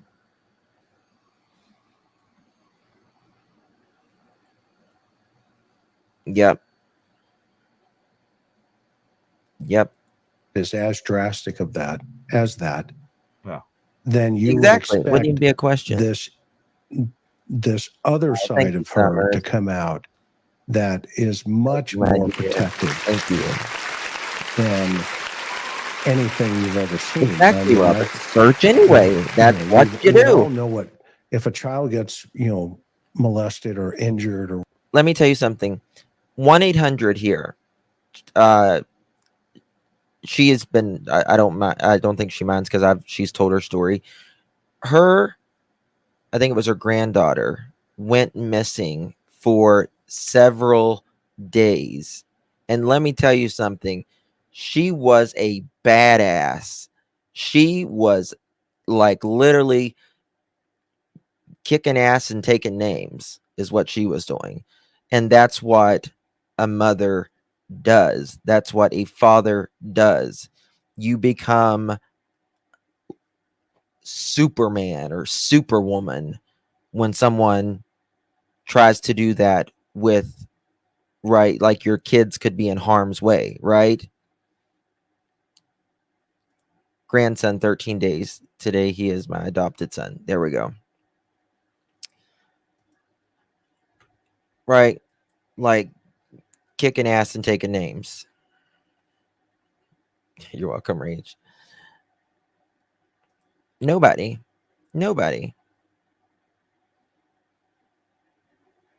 Exactly. Val, they say that they are. However, I can guarantee you if they were handing out flyers, as many people that know them would have taken a picture by now. So I have not seen a photo of them hanging up a flyer at all. whatever, and that victim is going through this healing, which will never heal because that will be with that child for the rest of their life. But I've noticed the mothers become, there's a terminology of helicopter parent for a reason. That parent then. Did you see the video where Katie hit Chris on the leg when they were talking about far Seth lived away? Was it this interview right here? Summers Army? And is hyperactive at every sport event, every public event, every church event, every event. Moms are looking over like, where's my cub? Where's my cub? Absolutely. It doesn't dive, Chris. Yeah, right, Gary. And she elbows him, yeah. And the fact that she says at 10 o'clock, I hear a thud. Is that what you called it, Josh? Thud? Yes, thud. Okay. And she's on the phone. Is she on the phone when she hears this thud?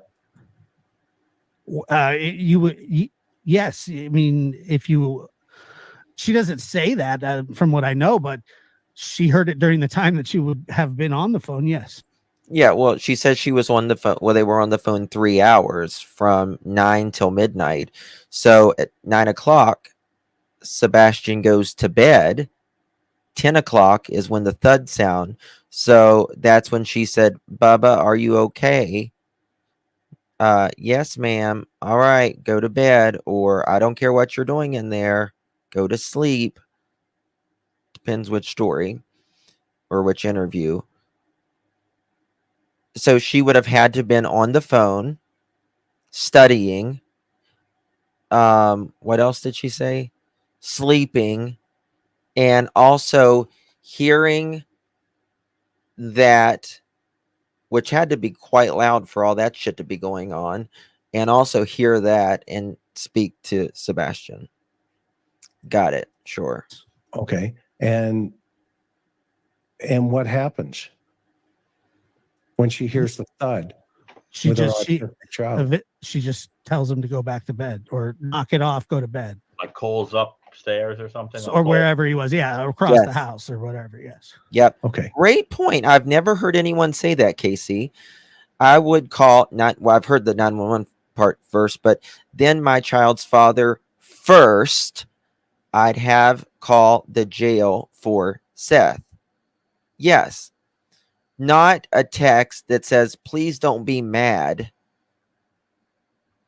which I've talked about before. Please don't be mad, or please don't be upset. Please don't be upset. Well, of course you're going to be upset. Your child's missing. Duh.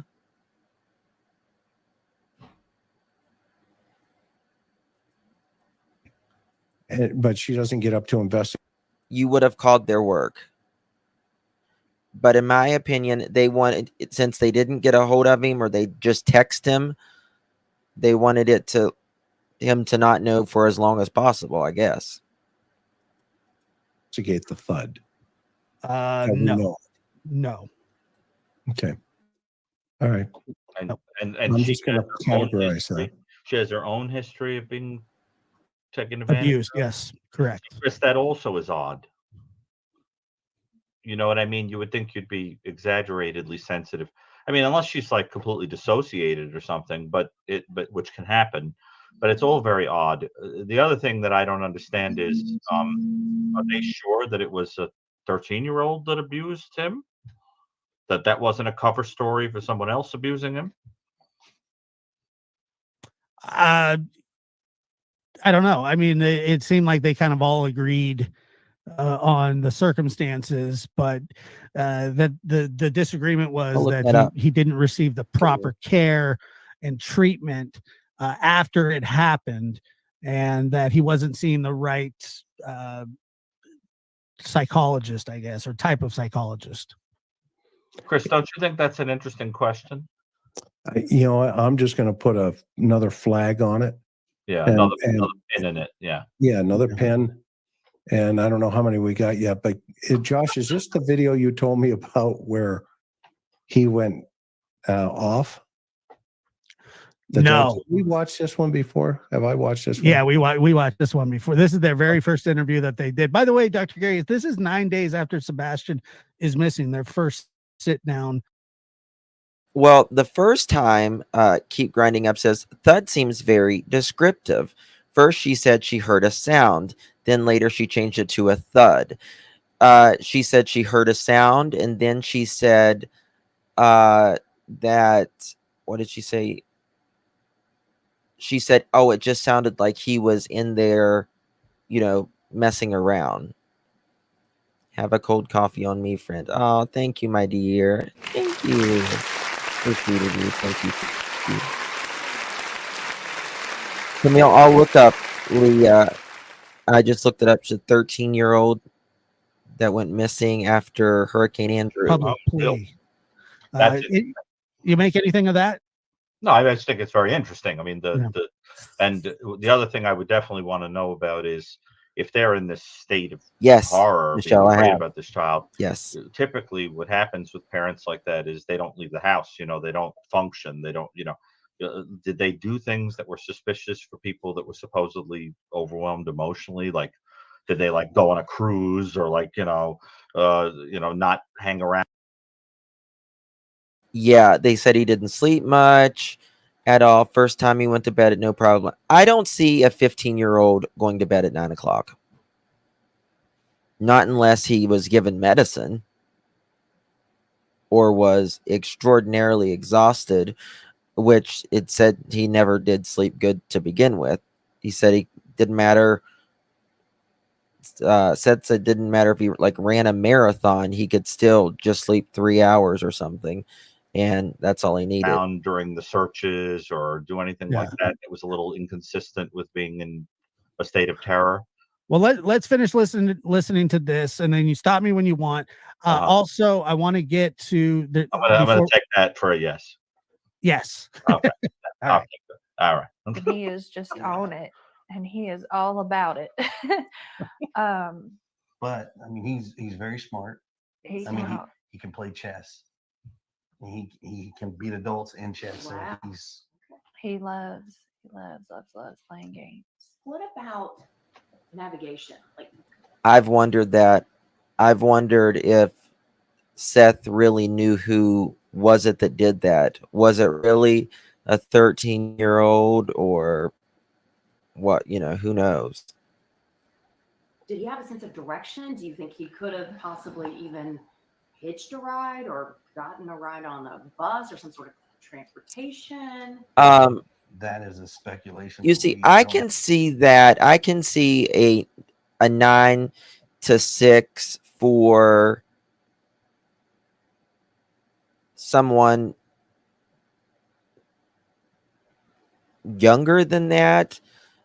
Maybe even a teenager. Most teenagers don't go to bed at 15 at 9 o'clock. But she said he didn't sleep more than 3 or 4 hours at a time. I have an answer for him. Just directionally, he knows he could guide you from our house to his dad's house. Yeah. He could get this house. I think he can make it up to Culver's ice cream. He can go to Culver's. Oh, boy, loves He a knows malt. where Culver's is because Culver's has malt. He loves malt, extra malt. Every time. Well, Extra I have a malt. question. Let's How stop. far away? Yeah. When was he diagnosed with autism? I believe he was 13. Okay. Was he able to navigate to school and everything up to the age of 12? That I don't know. Okay. I mean, this seems like a big deal that he could go up to Culver's. That's a little overemphasis. Yeah, I noticed that too. And the very happy, he loves malt, the extra malt, just kind of, I don't know, random sort of details. But Dr. Gary, you've said this before. Is this because the final day that Sebastian The malt thing, I didn't even know what malt was until you guys was told me. with Katie, they made it seem I like mean, I he knew had what, the like, malt, greatest day ever, the just a chocolate wonderful balls was. day out with mom, went to dinner, was around family. They did this, they did that. Very Almost, typical in cover stories. yeah, that's kind of what I was thinking too. Because remember in the Summer Wells case, they were planting flowers and they were just having a good old Meanwhile, time. that Summer Wells backyard looked like a bomb test site. Yeah, it looked like 1-800. Actually, I think the opposite of that. I think Katie will not talk or will not speak with Seth because he was with her. They have a child together, and I think she knows she can't bullshit Seth, and that's why she won't speak to him. Like a flats, after they blast it, to test it, and they tried to say that it was like Disneyland, But do you ever see that place? It's like a dungeon. Not an ice in the cream center of a exploded. It's the most That's ridiculous story I've ever heard. I love when people lack empathy and they can't feel that you could tell they're full of crap. It's one of my favorite things. Her eyes are closed. Yeah. Well, it's interesting. That's true, Chris. Some of these little observations of their body language are very interesting, but they are amazingly mirroring each other. It's fascinating. Me too, Ken. It's a fascinating truth that you pointed out. But they do talk about him in the present tense as if he's still alive. Mm-hmm. They say, oh, he likes this, he whatever. In other words, there's no assumption on their part that he may be dead, or at least they're going out of their way to emphasize they don't know him to be. Let's put it that. Yes. Although after 9 days, I'm sure somebody would have said, Why are they so red? You want to know my honest opinion? I think it's alcohol.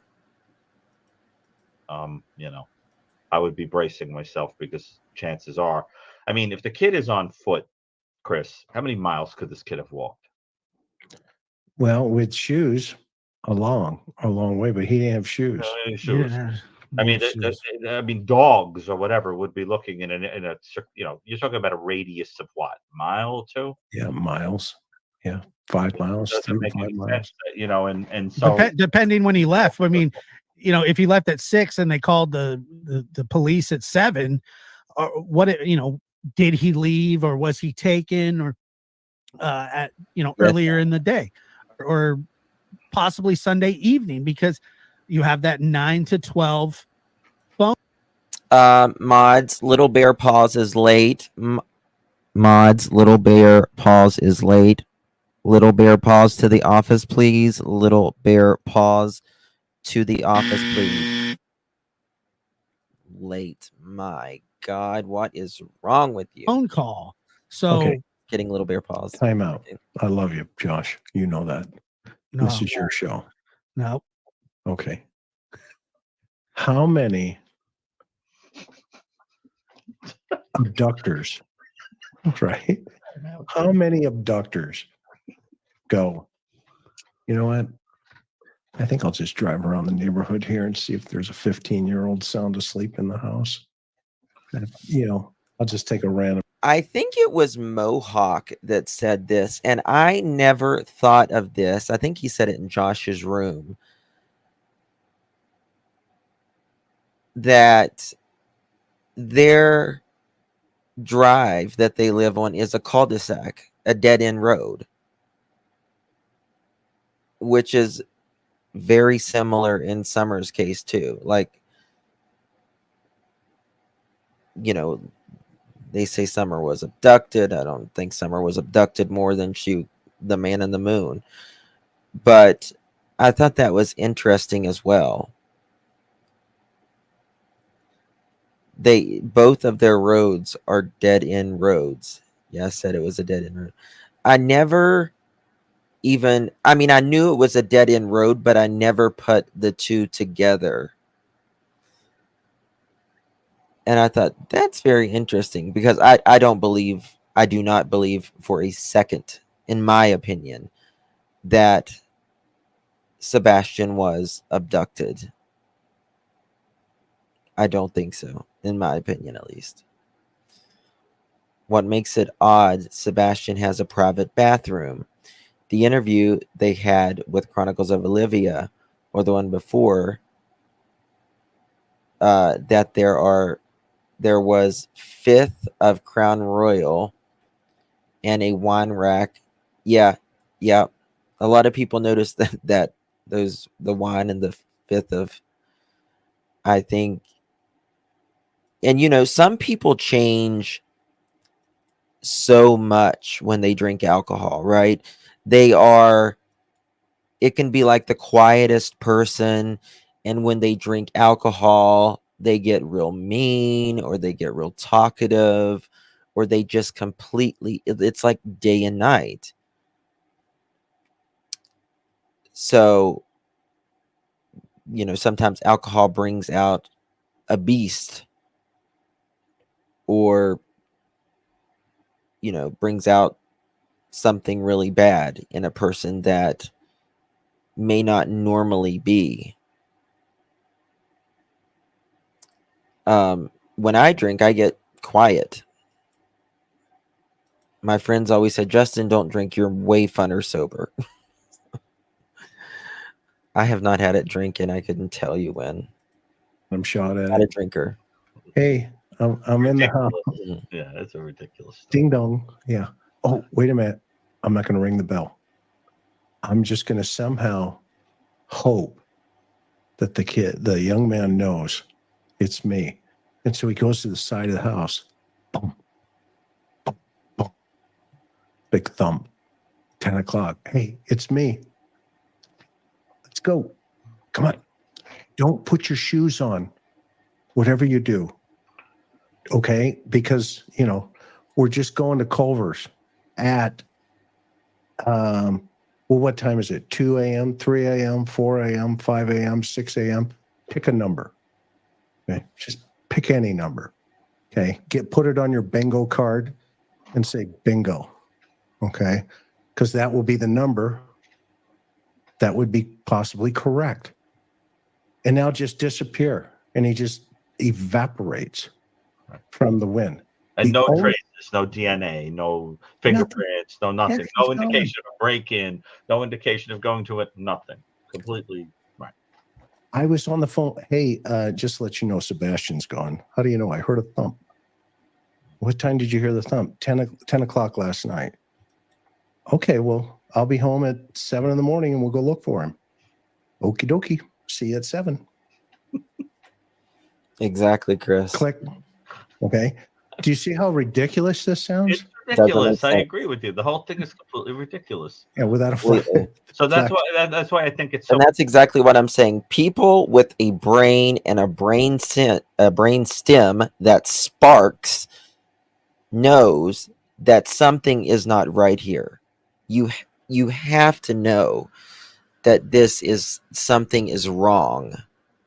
Something is wrong. Listen, if you walk out barefooted or with socks on, there's going to be a scent. A good scent, because your feet are flat to the earth, right? Shoes keeps your feet from touching the earth, and there's still a scent. So there's that.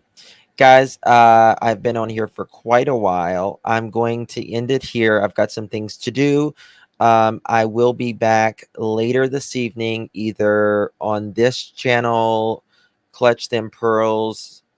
I won't be on J4A this evening, probably. I'll either be on Clutch Them Pearls or Hey Sweet Tea. It'll be later tonight, probably after the lab. After the lab tonight. Make sure you set your reminder to the lab. He's going to be live, I think, at 7 Eastern, 2 more hours.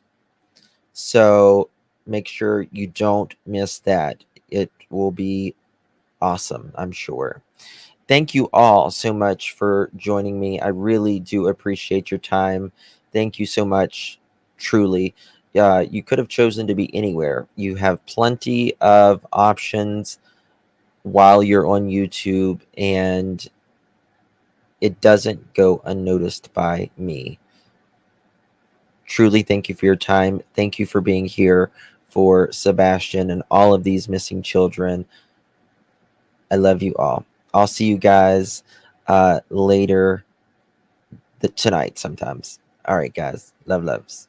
Bye-bye.